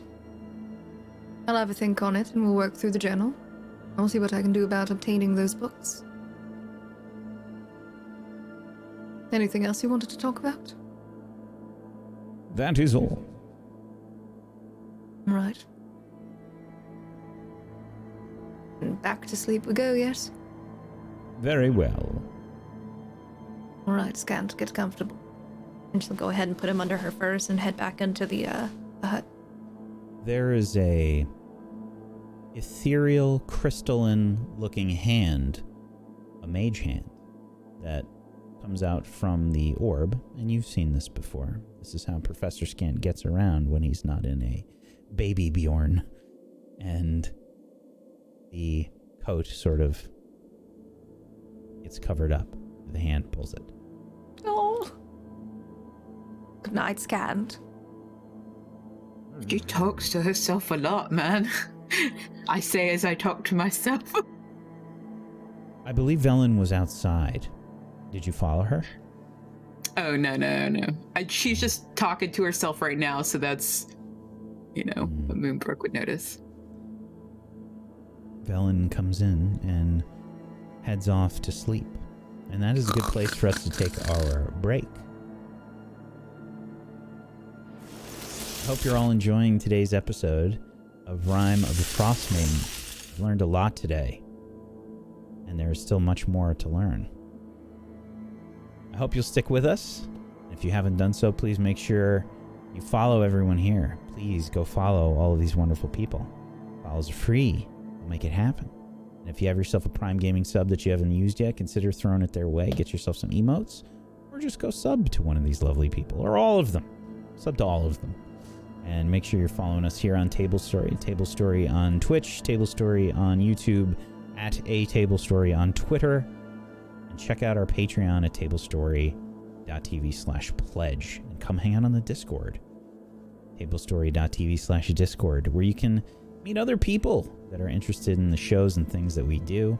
Look for groups. There's all kinds of wonderful information and stuff there. Go check it out. We'll be back in just a little bit. Hang tight for more Rime of the Frostmaiden. Moonbrook is on watch. Moonbrook, you see Velen settle down. Now, I don't know what your plan here is to go on watch and how long you plan on spending inside the actual hut and how much time you actually want to walk outside and look around. That's up to you. But you do see Valen sort of come back in and settle down. Evening, Moonbrook. Yeah, good night. So, well, I guess we'll go pop out the shell, the hut, and take a look around. We do this maybe every. She'll just stay outside the damn hut. She can always go back in. Okay. Yeah. All right.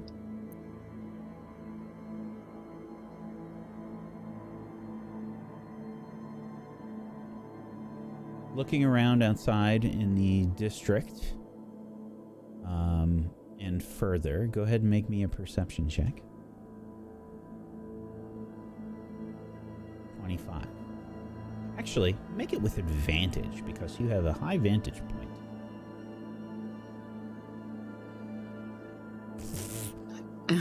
I'll take it. Okay, 26.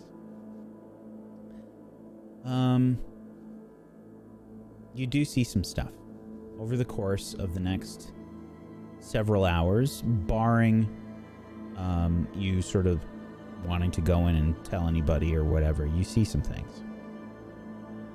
First and foremost, you see some Nothics moving about the city. They're being very cautious about the way that they're moving. A few of them make their way into the museum up to the north. You see... Okay. Yeah, you see them sort of go into the museum up north. They manage to have some stuff in their hands when they leave. You see... they're very good at sort of like hiding in the shadows and whatnot, and moving about. But you have a very good vantage point, and you see, they seem to grab some stuff from the museums. They check out some of the other buildings in town. They're not coming close to our building, though, right? Nope. Okay, that's good. You also see some other stuff. Ooh, okay. But do you go in and tell the group about this? Not yet. I'm not concerned about them just yet. Mm-hmm.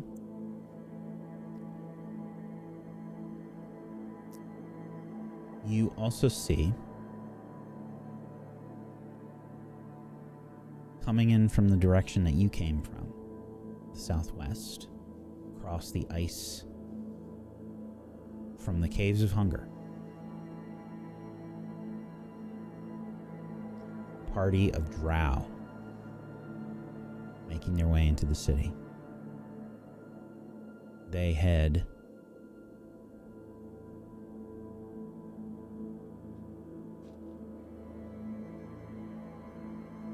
east, and they actually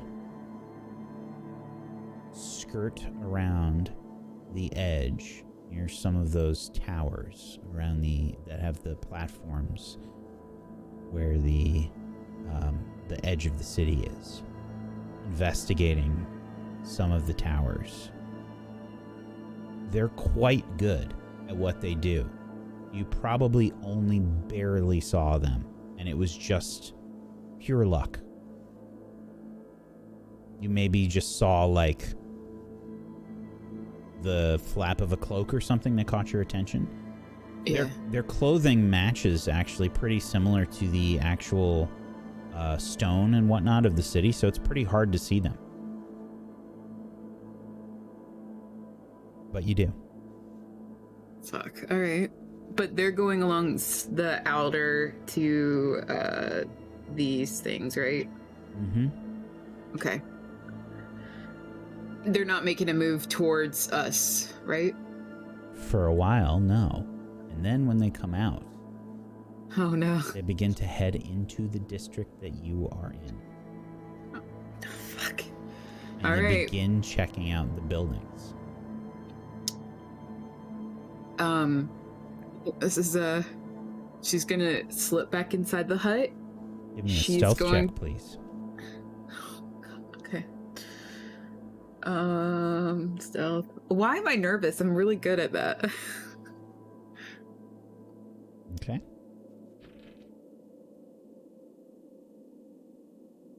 She's going to wake up Teriel first because Teriel doesn't need as much sleep.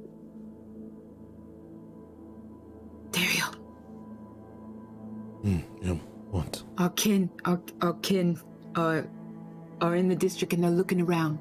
I don't want to alert everyone. And high elves are here? No. Drow? They made it here. Oh, goodness. Have we left?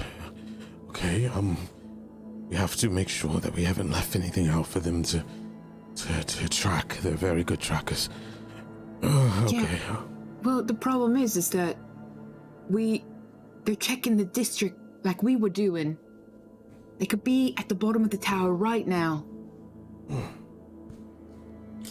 Oh, well, I don't think they know how to get up here without. Right?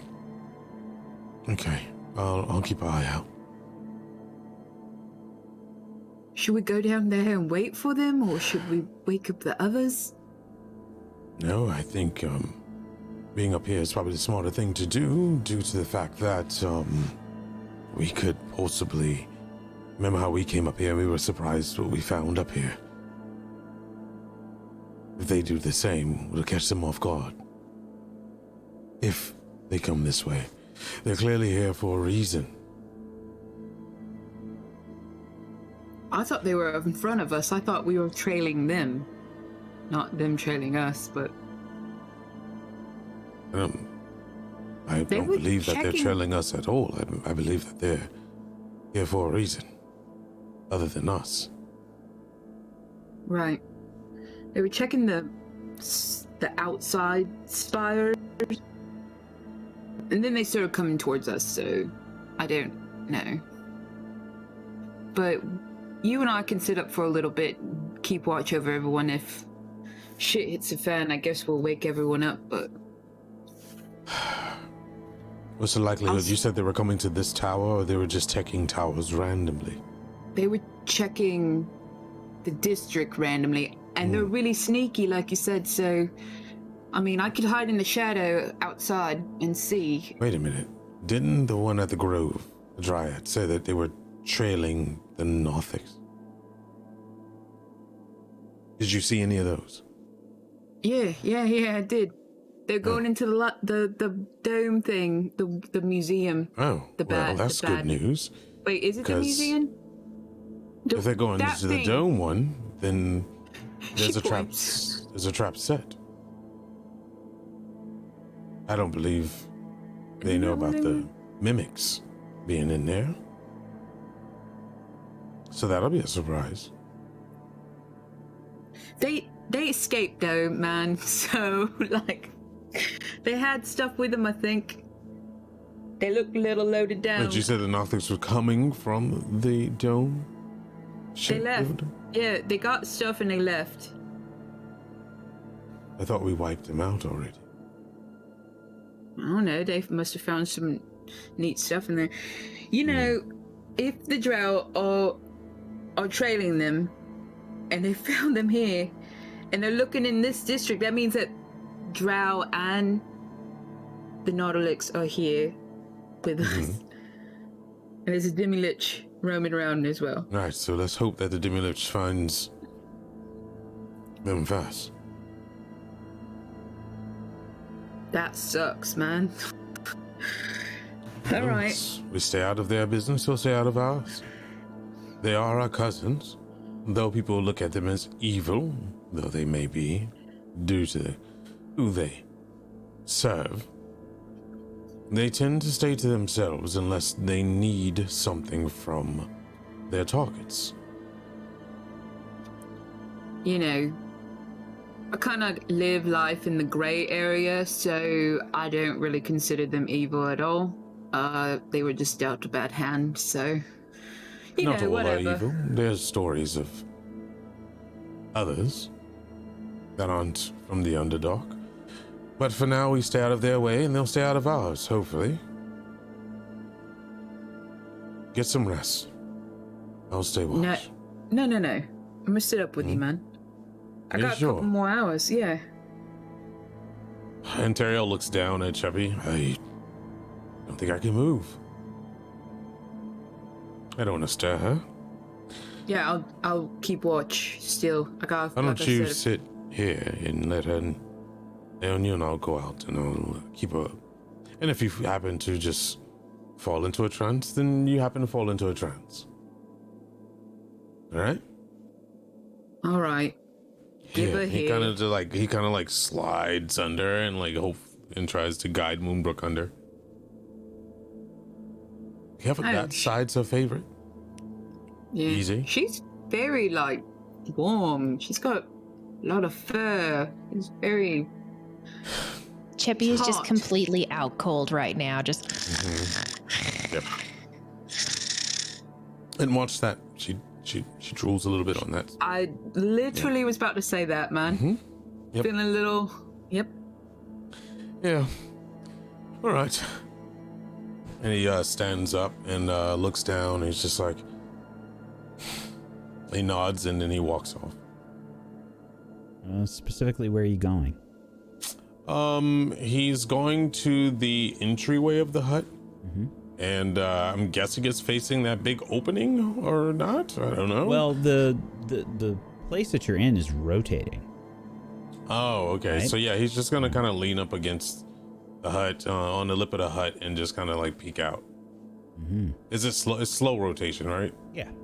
Okay. It's not. The goal here isn't to make people throw up. Yeah. In here. It's like a rotating restaurant. I got you. Yeah. All right. Yeah. So he's It's just very kind of kneeling, and he takes out one of the books and just kind of fingers through it and try to make sense of everything while keeping an eye out. Sure. Give me a perception check, Teriel. Mm-hmm.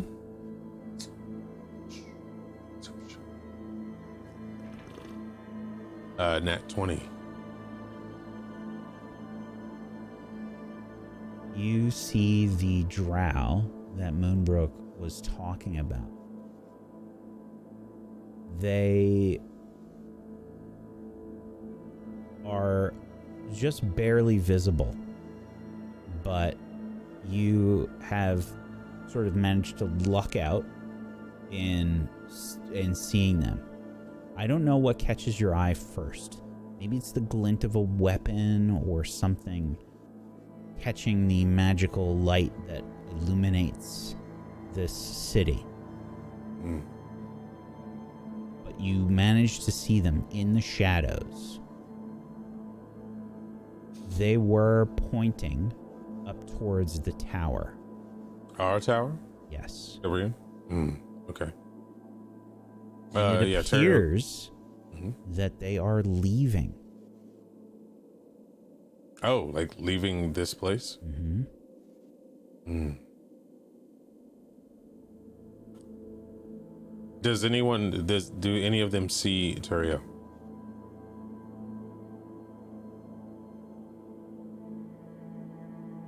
There's a reason why I ask. Make a stealth check. Disadvantage because of your armor. Actually, no disadvantage. You're not moving. And yeah, no disadvantage. 15. It does not appear that they saw you. They did point up to the tower. Make me an insight check, Teriel. 16. Wow, okay. I don't think you can gauge what is happening, but they were in some kind of conversation, and it looks like they're beating a hasty retreat. Okay. And Teriel, the reason why I ask is Teriel wanted to look one dead in the face. Maybe they don't see him, but he wants to kind of zero in on him. He's very, very, very interested in his foreign cousin, so to speak, and you've read stories about them, and seeing them in that rush bothers him a lot. Mm-hmm. You keeping an eye on them, you did manage to get a decent look. They're very hard to keep track of. Their clothing is very suited for this environment, and they are very sneaky, and the way that they're moving is very clever. They're moving between buildings, following the shadows here and there. And whenever they have to expose themselves, they stay low and they're very quick. And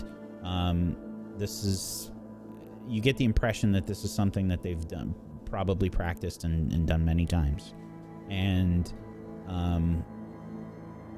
I don't think you can really gather what they were talking about, but the fact that they pointed over towards the tower is a little worrying, maybe. Worrying, yes. And they are clearly retreating.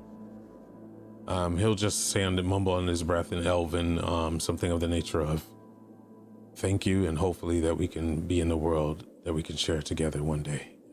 because he takes that warning to heart. And he'll take a deep breath and then close his eyes and then open them slowly, grit his teeth, and look back at the group.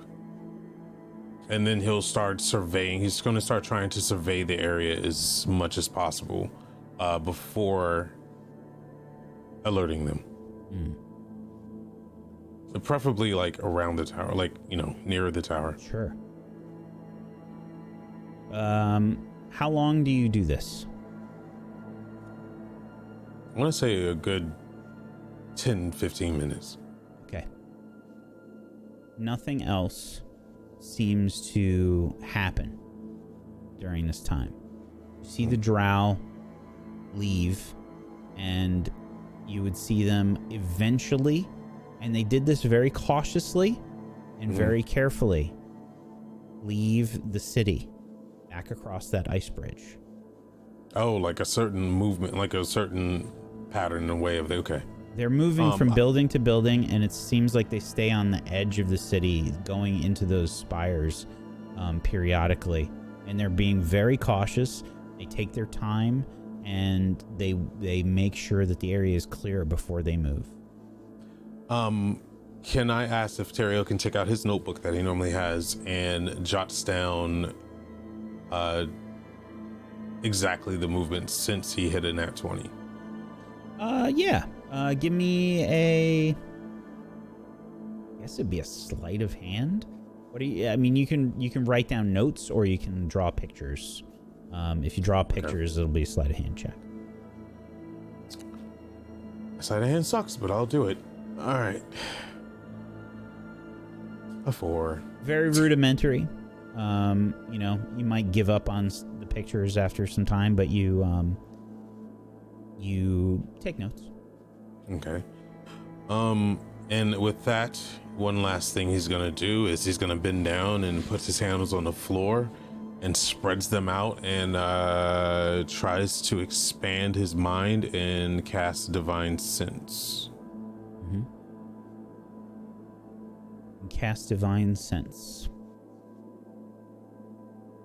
And nothing seems to happen. Okay. He's ultra worried at this point, and he's kind of frantically looking around. And he's trying to think of someone who that can understand what the range, the gravity of it. The range of Divine Sense is only 60 feet, so yeah, you're pretty high up. So they whatever you'd sense have to be pretty high up the tower. All right, then Terrio is going to grit his teeth and slowly make his way down the stairs. Then you're gonna start heading down the tower. He wants to be at the base of the tower, not outside, but the bottom half. Okay. While casting Divine Sense. All right. I don't know how long this lasts.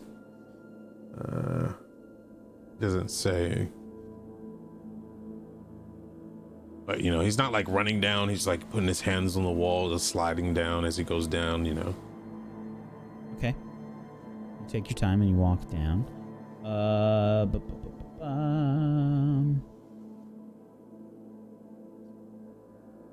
It is just a momentary thing, I think. So it does not really last a long time. So how many... We'll cast another one. He has 5. Yeah. So, yeah, if you wanted to cast it, like, at the bottom, or you can cast it part of the way down. I don't know how many you had total, but... I had 5 total, because I only used it once and I rested. Gotcha. So, yeah, he'll cast it twice. Okay. 2 more times. That leaves him with 2. So he'll cast it top, middle, and bottom. Okay. When you get down to the bottom, you cast Divine Sense. And nothing. I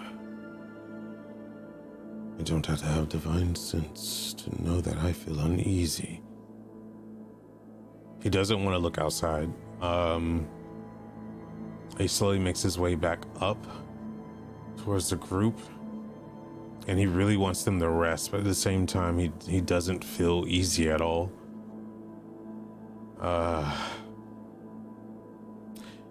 Netheril wants to look inward and see if he can contact his god to bring up some kind of insight on what he should do, because he's conflicted. The hero in him wants to check the outside perimeter, but he knows that's probably not a good idea. In the leader mentality of him, wants to alert the group and plan and strategize, but he knows it's not always the best options. So he's probably going to turn to faith, which he has 0. Do you have any spells to help you with that? I have divine favor. I don't know if that works. I have bless. Favor. Let's see. Well, because I know clerics have it. I just don't remember if paladins do. There's a specific spell that allows you to ask questions of your deities. And this was, let's see, divine favor. It just empowers you. Divine radiance. Yeah, no. No. Yeah, I don't think I have anything. I was just gonna leave it up to the RNGesus. All right. Okay. What do I need to go ask for? Religion? Well, you tell me how you want to do this. You tell me how you go about this process. Well, I would say normally he would just anytime he reached out, it was very selfishly, because it was during a heat of battle. He never actually sat down and did a proper incantation or a prayer or anything of that. Didn't set up anything, didn't inscribe anything. And that's what he suddenly notices. He's like, I never gave you proper respect. And he always wondered why his deity was so short with him all the time. And he's like, I was thinking very selfishly, as always. And he kind of just like does some internal checking with himself. And this time he takes out his holy chalice, or the water that he has, and he dips his finger in it, and he clears a spot on the ground. He cleans it as best as he can and dips his finger in the chalice. He's like, think of the ancients, think of your skull. Started thinking back all of his teachings, his mentor, everything. And then he thinks of the dark places and then how it was brought to light. And he starts inscribing almost mechanically without even an effort. And he doesn't, it's not that he's thinking about doing it, it's what he's feeling. And he knows that they could be in immense danger. And I think for the first time, Netheril is actually using his inner light and the oath of the ancients in the way that it was supposed to be used, as everyone realizes that Netheril has just gone off of like pure luck when it comes to casting his oath spells and his oath or being within his oath in general, because he came from a dark place. But now it just seems like it's just right, and he almost feels a calm over him and warmth that goes down his body, and it travels down to his arm and then to his fingertips. It almost feels like he's being guided by someone as he writes runes on draws runes on the ground, and it draws the emblem, and it ends up being, he thinks he's just scribbling, but it ends up being the image of the Morning Lord. And he speaks not with his vocals, he speaks with his mind, and he's like, I never got a chance to thank you for delivering me from a dark place and showing me that my home is of light and glory, and that I come from a bloodline that's amazing, and I never really truly knew what it meant to be an elf until, well, anyway, I'm just rambling on. I've been selfish, and I'm sorry. I think this is the first time I gave you respect, and you've given us so much. Alright,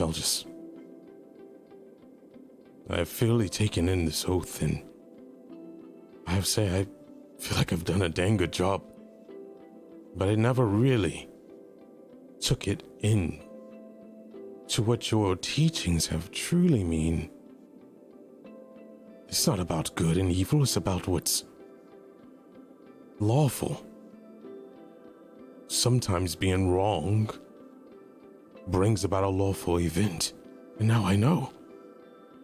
And then he just starts scribing all this stuff and his questions and just all his inner thoughts on the floor, and he just can't he can't stop. He just keeps going until he almost uses every drop of the holy water, and then realizes what he's doing and snaps out of it, and then places his hands down, and he just sees a radiance starting to spread. It's just like, oh, morning, Lord, I'm at a crossroads, but I'm not in immediate danger, and I've been very selfish, but now it's not about me, it's about them. I've often selfishly wanted to give myself up and sacrifice for them, but this is not today. My job is a lot bigger. It has a lot more meaning. It's like that old tree in my mind that I keep seeing. Is the large ancient oak. The roots go deeper, and thus my life is but a flow in this ebb and flow of unpredictables. I call upon you to ask you in this need of, do I take the role of the lawful hero, or do I be a friend? Friend.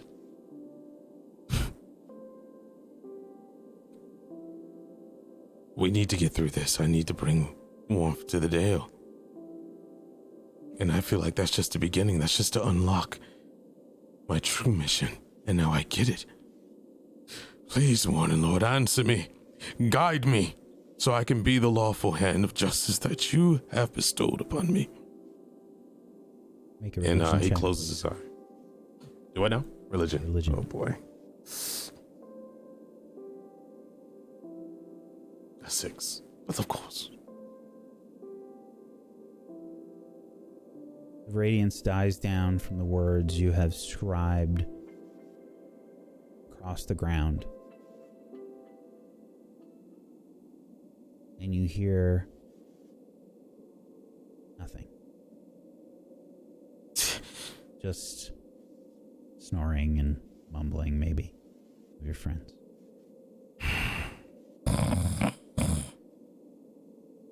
And he kind of just like pinches his eyes and he's like, I'm not there yet. I was never meant to be a paladin. And then he just takes his sleeve and he like angrily like rubs the runes away. But he leaves the image of the Morning Lord on the tower floor. And he stands up and he looks over it, looks down. I'll prove to you. I come from a good stock. There's a reason why I was chosen. I'll prove to you. And he like looks around and like opens his mouth.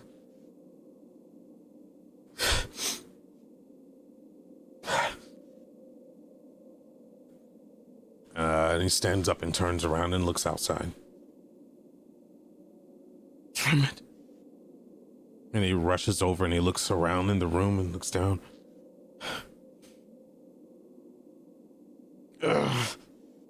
And he goes to Velen. You walk over to Velen. And he like stands above her and looks down.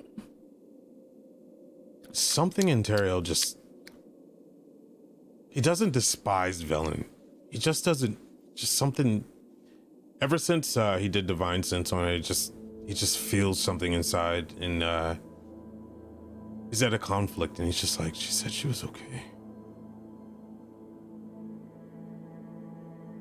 And he goes to pick his hand and place it on her to wake her, and then he stops and he just stares.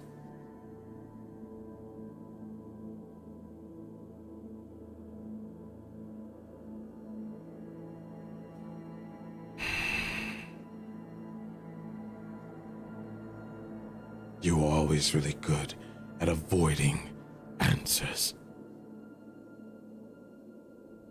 But I have nothing on you yet.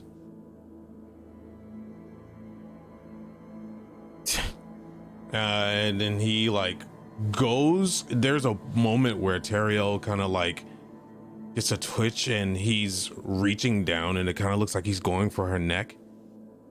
And then he grabs her shoulder and then he just rustles her.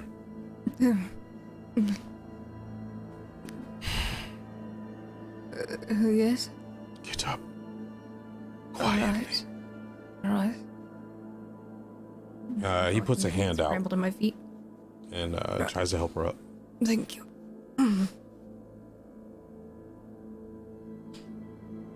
What's this all about? Come with me. And he slides out of the room quietly. As you should notice, Teriel's not known for the way he's acting. I follow.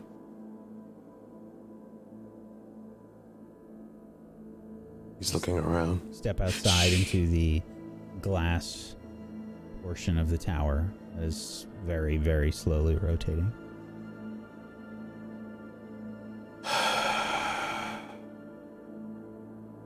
I didn't want to wake you. And he just won't make eye contact with her. But something's not right. What do you mean? I have this feeling. And I'm not being guided by radiance or the light. This is a feeling that I've got, that I've had before. A lot darker feeling that rests in my gut. We are in danger. Right. It's almost like everything in this city is not right. Everything has eyes and tells secrets. And then he looks at her at a stone look. And it's not like he knows anything about Velen. It's just that it's a feeling that he has, but he delivers it straight into her eyes. She remains shaken. Things are not what as they seem here. Right.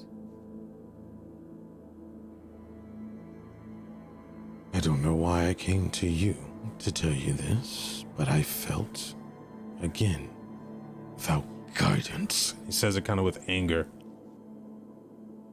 That I should come to you. Call it another gut feeling. Are you alright? No. I am not. What happened? Are you alright? I'm not the one looking like a madman talking to me at the moment. I was asking about earlier. I sensed something inside of you. Earlier As when I my did hair was falling out? Mortis. Yes. I'm alright. I have no idea what the fuck it was, though. It was, it started with an itchy sensation. Like I needed to scrape my own skin off. What did you say? You act as if you saw something earlier. Well, Mortis claimed he saw something, but for me, I turned around and tried to look, and all of a sudden, the world was double. My hands were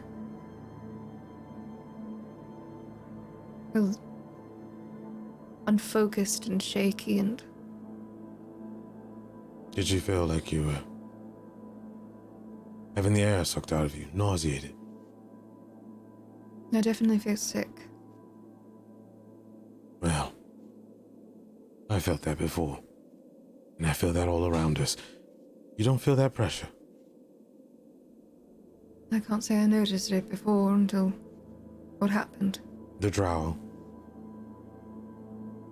are here. We're here. They are. What? Which way do they go? Outside the city. All right. after pointing at this tower. They pointed at us. Yes. They did not see me, but I saw them. And what makes me very worried is that after they pointed at the tower,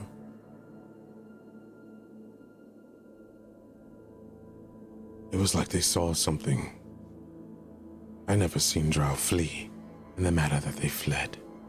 Calculated, quiet, as if this place is not safe at all. All of it. Whatever's out there that got them to flee in the manner that they did.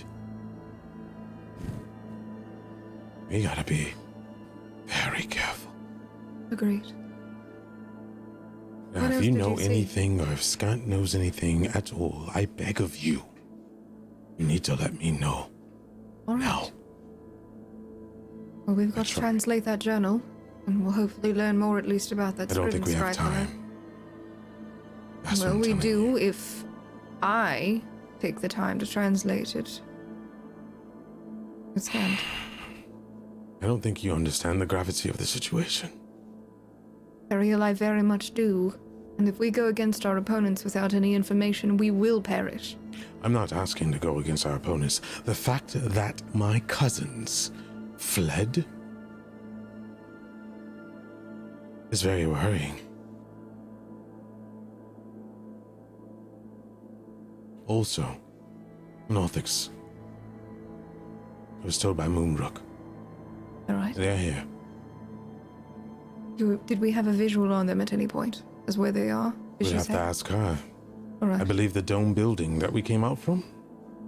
I thought dome we building? wiped them out. That was the museum, yes? Hmm. All right.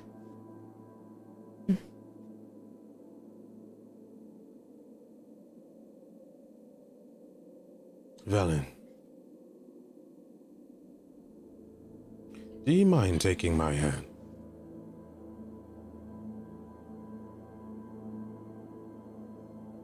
Wow.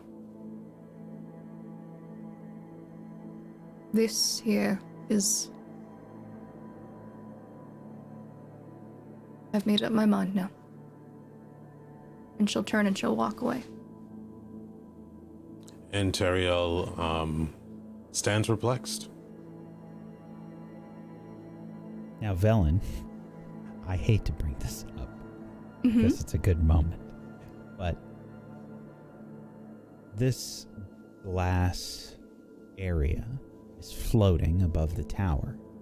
Now, I'm assuming that you all used either Chappie's fly spell or a grappling hook to make your way up to this space. What do you do?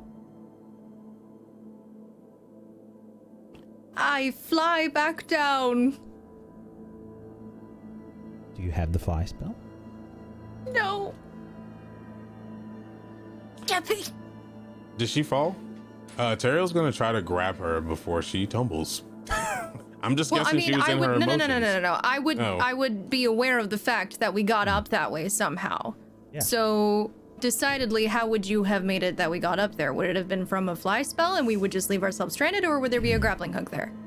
Well, Cheppy would not have had a fly spell available, so. All right, then I would take the grappling hook down. I don't want him touching me. here's a question for the group. Would you have left the grappling hook there, or would you have taken it with you? No, we would I have. think we would have taken it. Yeah, we would Why have would pulled we it leave up. a path? And how would we be up Thinking there something right now in the first place? Well, you Well, use the the grappling hook to was- get up, and then you can Yeah, just so take we- it up. Bring the rope back up and then put the grappling hook away, because it was on the edge of whatever this floating thing is, and then we all shimmied up the rope. Right, but we left the hut. I would be heading back to the hut is my point. Oh. I'm Yeah. sorry, The I hut was up here. misunderstood. Oh. That's why I Yeah. wanted to communicate this. I didn't want her to Okay. fall to her death Okay. and break So herself. you Yeah, walked no, back I'm into not the hut. making any leaps. Okay. Yeah, I would That's walk why back I'm- into the hut. This is why I'm yeah, asking. Yeah. Okay. So Teriel, Yeah. before she gets all the way, he's like, Velen? She Velen doesn't walks say into the anything. hut. And then he's just like, he stands perplexed. And he's confused. She said And he just goes on in his head. She's made up her mind. Teriel's intentions was to make sure that her hands weren't shaking anymore. And he had all positive intentions, but that move really stirred him up. Sure. And it's at that point where Teriel turns around again and looks down at the Morning Lord's signal, and he's just like, I asked for your help. But I believe that the point that you didn't answer was to find the answers within me. Looking inside the hut. Velen, what are you doing? I'll go ahead and I'll put my back against one of the walls and I'll start looking at the journal. Mm-hmm.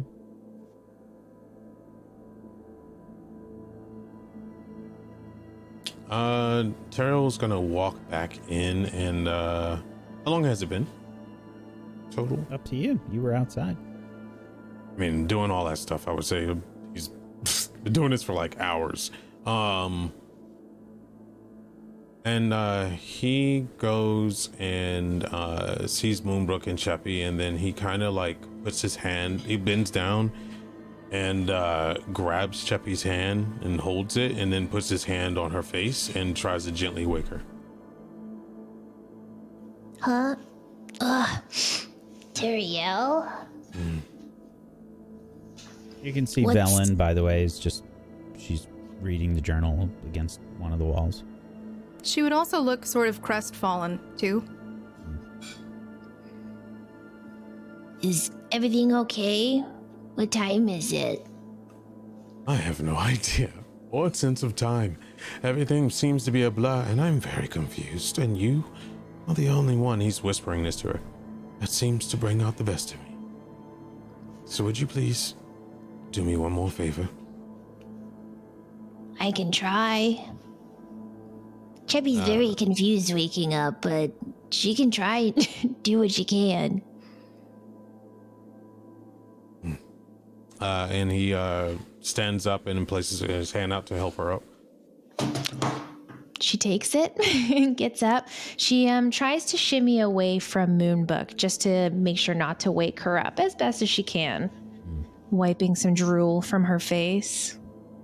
How do you trance, by the way, Moonbrook? Are you like sitting, or are you laying down? Oh, we trance sitting up. Mm-hmm. You know, crisscross applesauce style. Okay. Sitting up straight. Okay. I picture Cheppy just like with her head kind of laid in her lap and maybe like around her leg a little bit and getting up.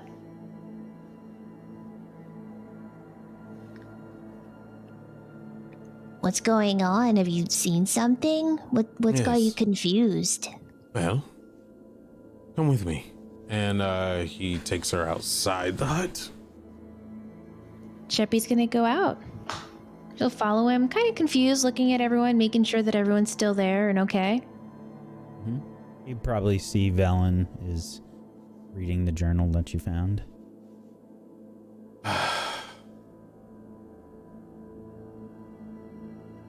You know, I need to tell you some things that I probably haven't said before. And he looks down at her and he's just like, oh,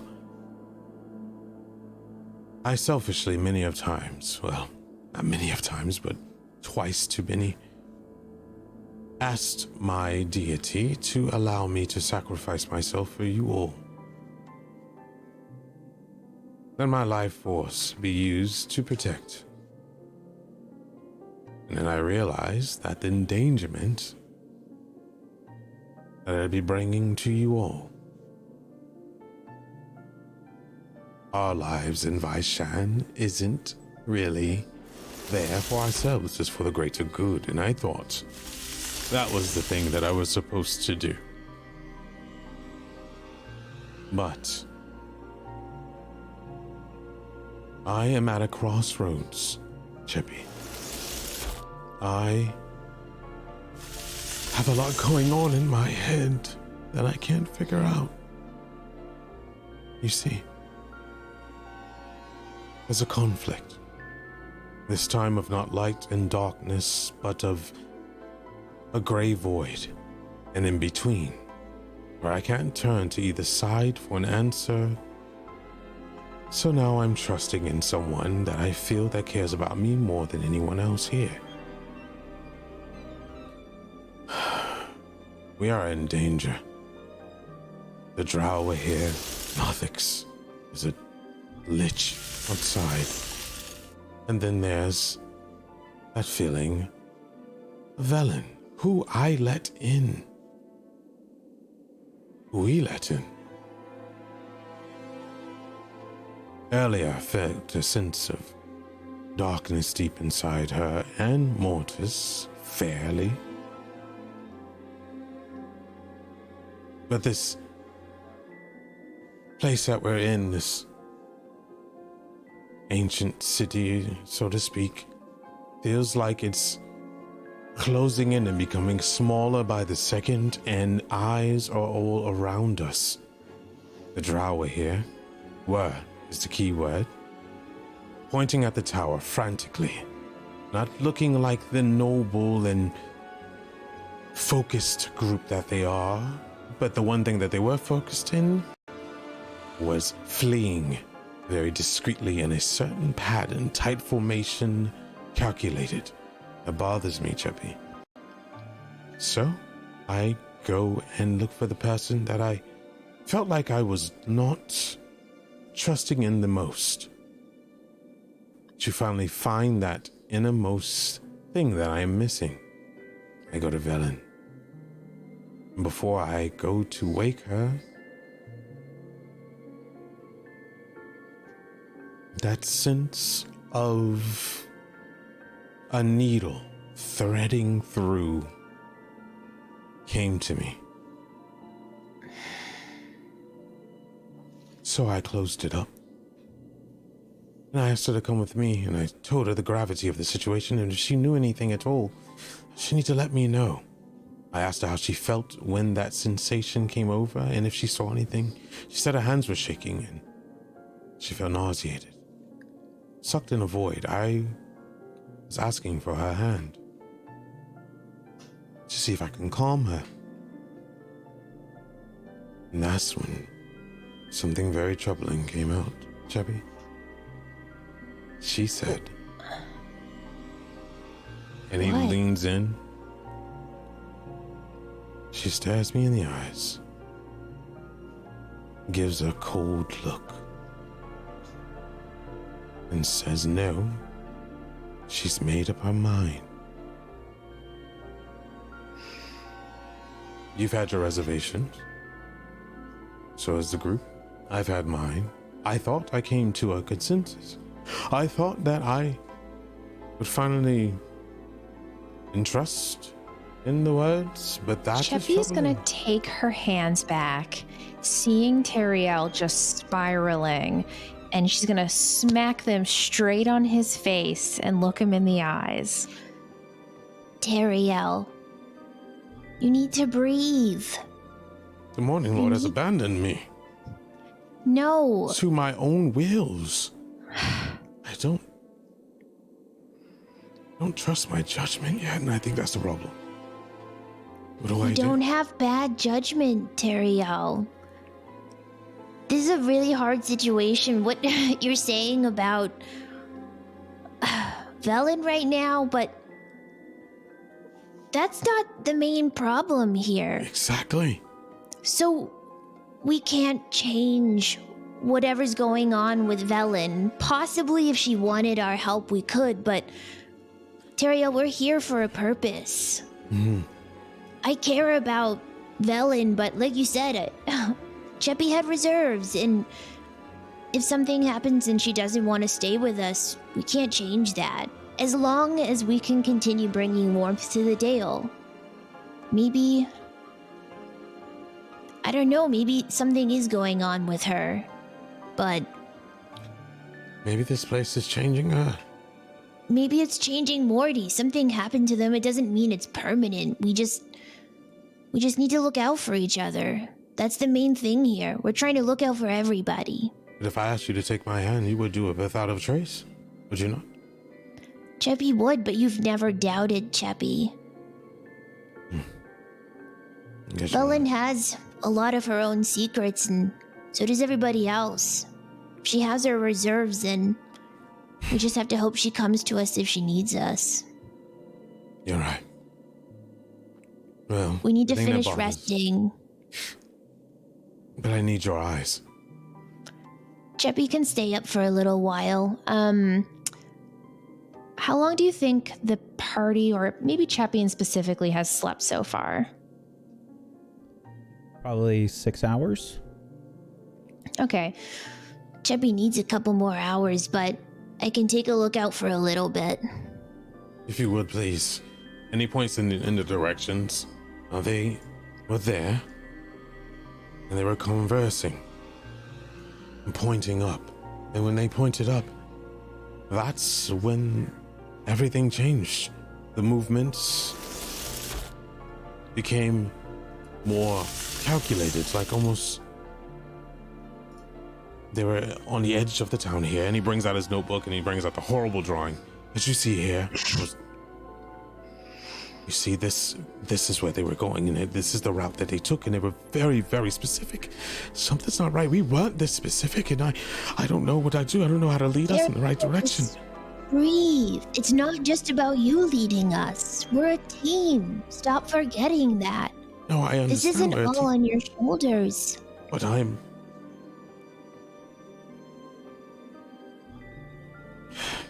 It's okay. Cheppy's gonna look out in the directions that he's pointing. Is there anything that, like, particularly stands out to her? Yeah. Maybe they have their own reason for being here, but so do we. They pointed. Let's just do ours. And he's like trying to explain to her. He's broken speaking, and his head is coming out clear sentences, but out of his mouth is not. They pointed. They don't believe me, right? It's not you that do I believe don't. Me. I do. But Cheppy's just tired. I get it. Is something going on with you, Teriel? No, not. Do you? No, I'm fine. I just. And then he kind of looks at her, and the way she's looking at him.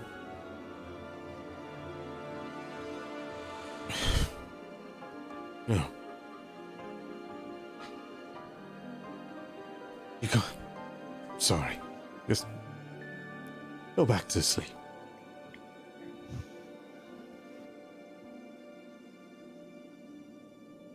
And he kind of like nods and smiles not a lying smile, but it's just like kind of like a smile that's just trying to like convince the world that everything is okay. And then he just kind of turns back and looks in the area and ponders. Insight check. Sure. Teriel, you can make I will leave this up to you, either a deception or a persuasion check. It'll be a deception. I mean, I couldn't persuade. It's an @20. Cheppy believes him. She kind of just like slowly nods and... Teriel, if you really think something bad is going on, then wake us all up, but Cheppy does need to rest. She's sorry. You're not in this on your own. We're all here. And she's gonna kind of reach out and grab his hand and squeeze it. He'll squeeze back, but this time it's almost like it's gonna sound really bad. It's almost like a goodbye, kind of like just as if this would be the last time, but not as if like he's going to do something, but just in case something bad happens, because he just doesn't.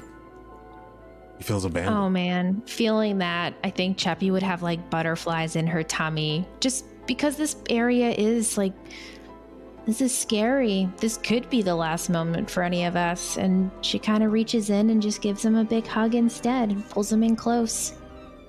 And she really hugs him, like giving all of the warmth that she could to him, just being a little rock hoping that, they can stay together. There is a warmth that spreads through you, Teriel. Cheppy is able to comfort most of the people in the group with ease. And I think now is no different. How you take that is up to you, but yeah, he'll take it in, and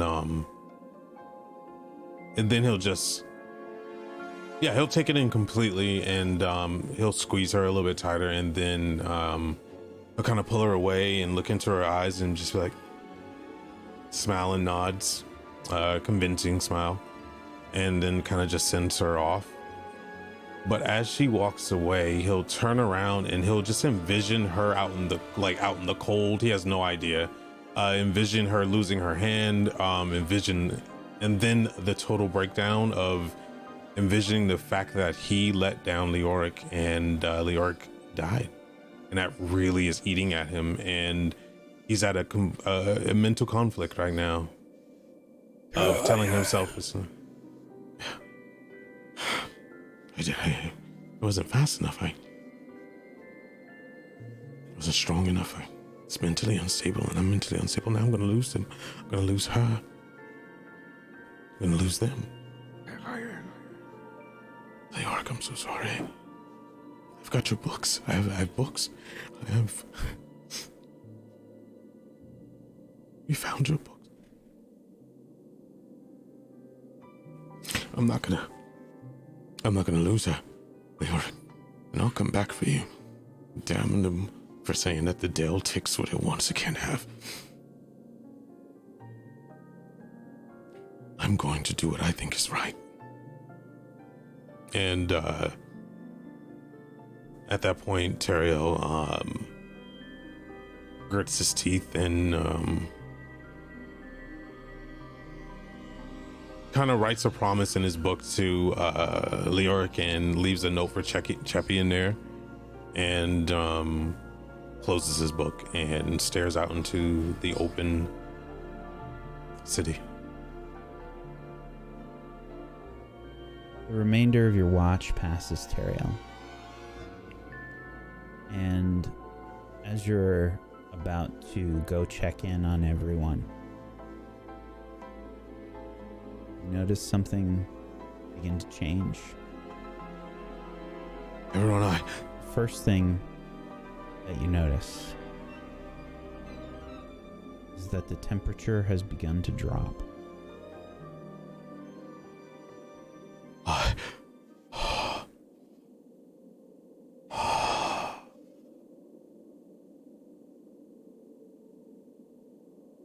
One thing that has been missing, in a good way, since you have arrived in this city, is the lack of the wind. It just magnifies the cold by so much. As anyone that has experienced true cold understands, that wind chill factor is always what really gets you. And there still is no wind, but it's cold. And down below, near the central spire, you start to see snow, and rime begins spreading on the ground. No. He kind of like very silent goes, oh. Oh. Snow begins to twirl and gust around, and the hairs on the back of your neck begin to stand at attention as you see several figures begin to appear from beyond the snow. Giants smaller creatures, and one that you can never forget.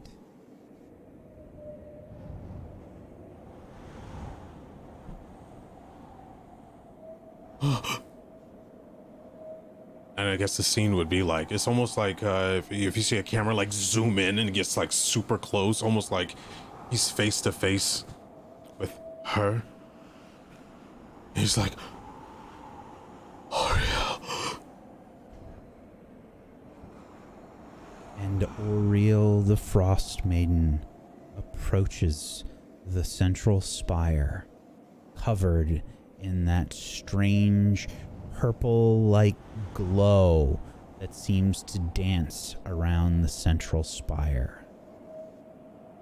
She holds up a hand, or talons in this case, like she is grabbing something from the air itself, and she wrenches her talons down, and you feel this pulse shoot through you. And you see and feel this crackling energy pulsate and break down this barrier around the central spire. No! And he like yells out, and he just starts running as fast as he can towards the hut, and he scoops up Cheppy and grabs Moonbrook and holds them tight and like pulls them up, and he's just like, wake up! And he's going to like, I mean, at this point he's like clutching Cheppy so tight. And he's got his hand on Moonbrook, and his hands are like sinking into her shoulder as hard as they can. And he's like, Nessa! What's going on? What's happening? Get up now. What's happening? Do you notice it? Do you feel it? This is what I was talking about. I knew it. And he looks over at Velen. He's like, Velen! What? What is She's it? here.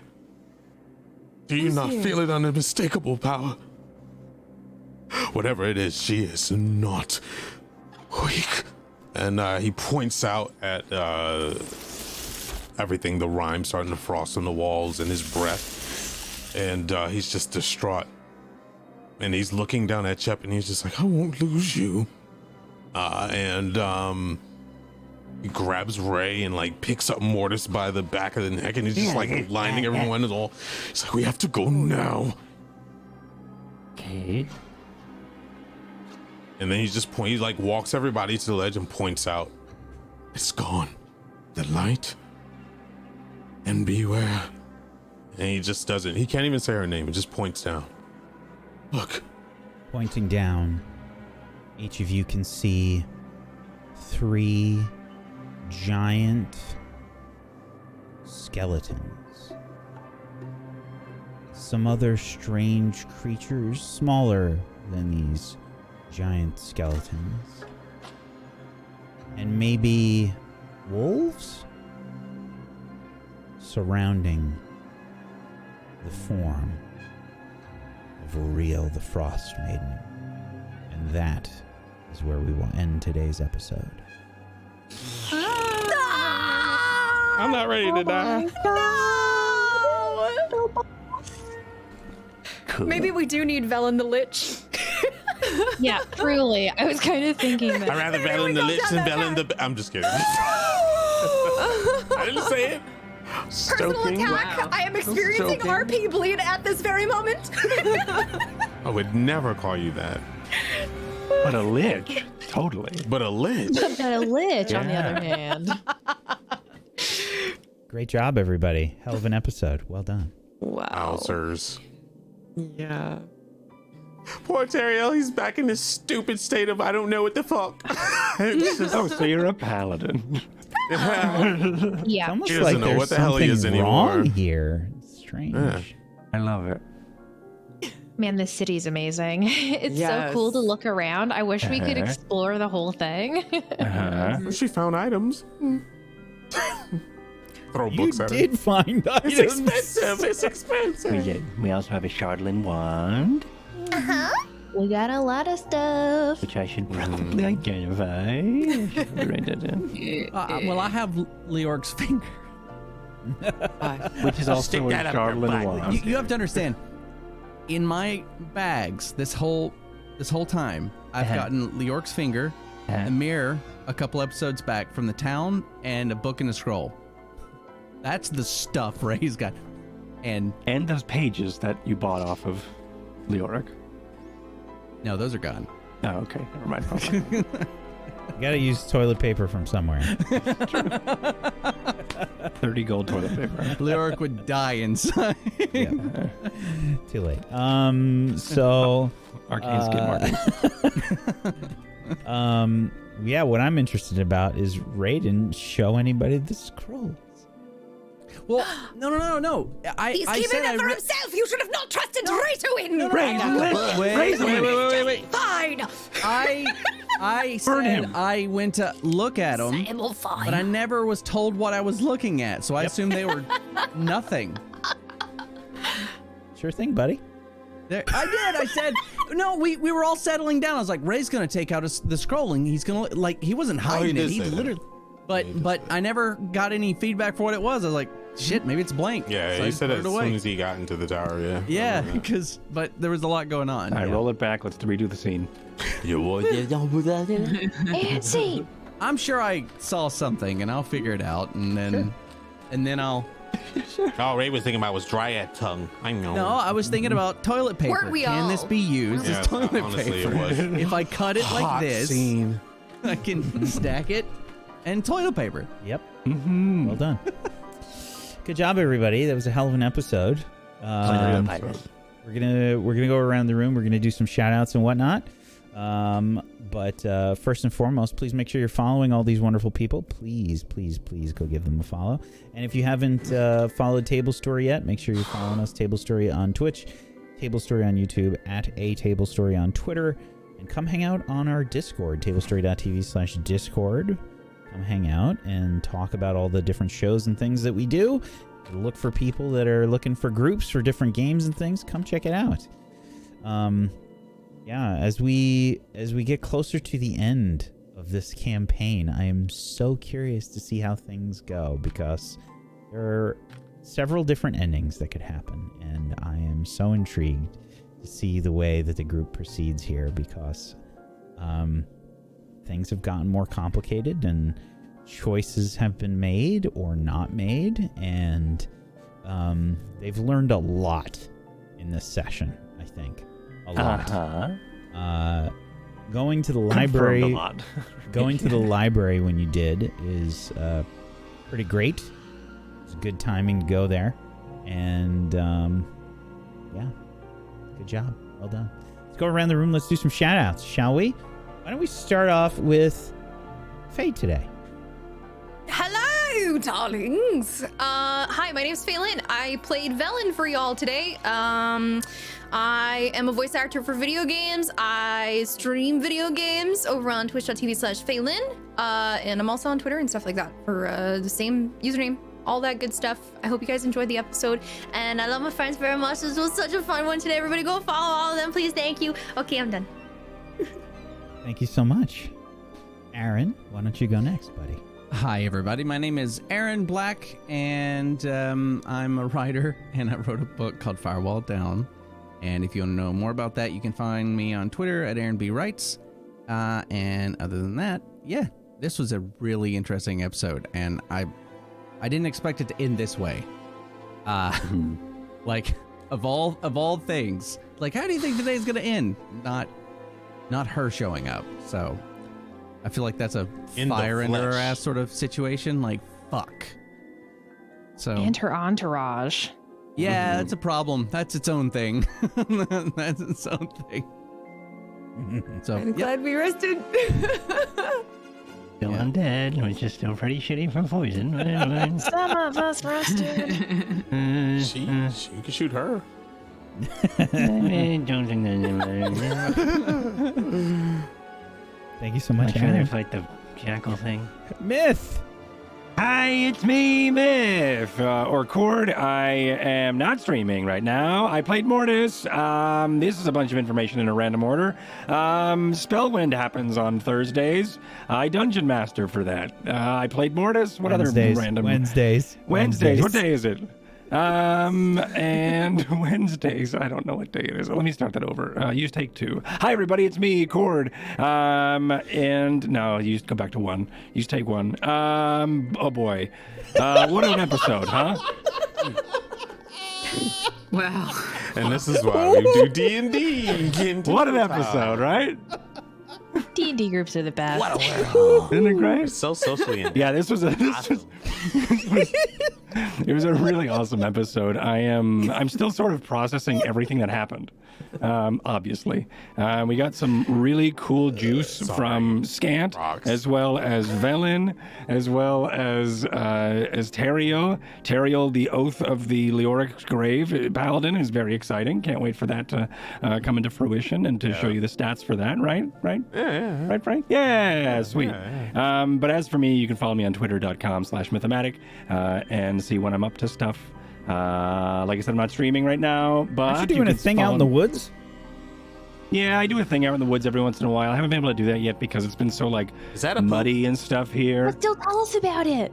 All right, fine. So I'm doing I'm starting a new YouTube channel called The Deep Woodsman, and it's me in the woods doing like a wilderness VOD and camping trips and stuff like that. So if that's something you're interested in, go check that out and give me a follow over there. Yeah, that's it. Thank you so much. This has been great. Thanks for being here and watching. And if you didn't like the shout out, just watch last week's. That's me. Thank you, Myth. Wow. Roxy. Hello, I'm Proxy. I play Cheppy. Thank you guys so much for watching this week. It's nice to finally be back again. Oh my god, this episode was kind of crazy, and I'm slightly terrified. I do leatherworking here on Twitch. If you guys want to check that out, I do it from like Monday to Thursday. I'm starting next week again. I think I can finally go back to my regular stream. So if you want, my god, I keep dropping my phone. If you guys want to watch me do some leather stuff, stop on by. Thank you so much, Proxy. Wish. Hello, me, your girl Wish, and I appreciate everybody being awesome today. Follow me on Twitter, and I might do stuff. Who knows? But please check out all my friends. They're wonderful and amazing, and I love you guys. So thank you so much.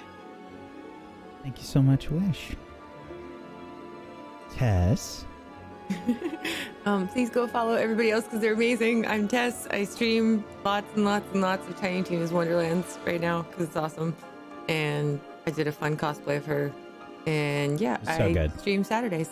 Saw it. Please go follow everybody else because they're amazing. Please also sub to this channel because you get cute emotes of kissy frogs and just cute hearts and good stuff. And WAC deserves all the support in the world. The whole channel deserves all the support in the world. So do the thing. Seriously.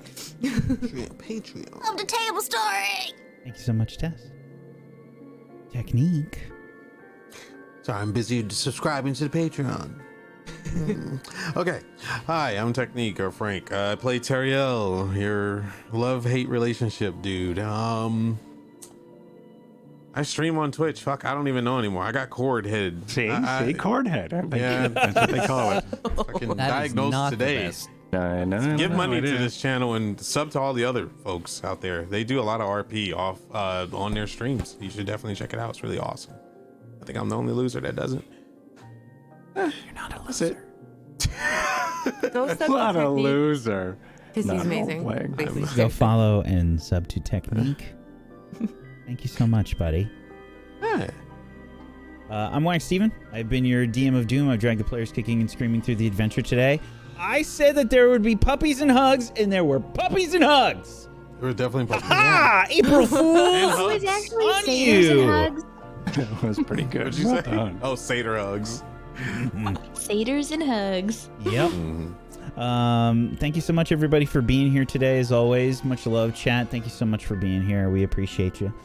Thank you so much to my wonderful cast. Thank you, Aaron. Thank you, Myth. Thank you, Proxy. Thank you, Faye. Thank you, Technique.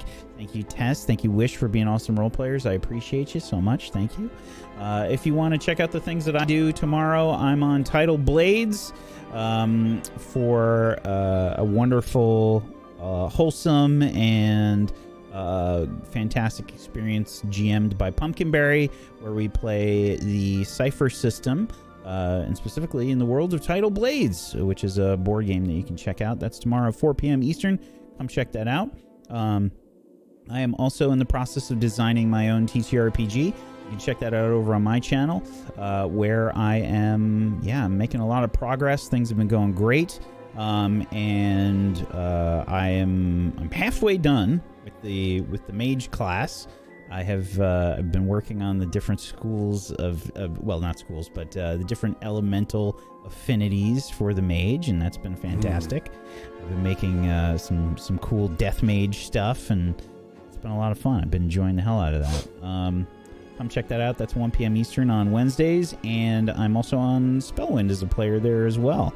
Check that out. We got a lot of stuff headed your way here on Table Story this year. There's so much stuff coming, guys, so just hold on to your butts, because it's just going to be a deluge of wonderful content. Thank you so much for being here.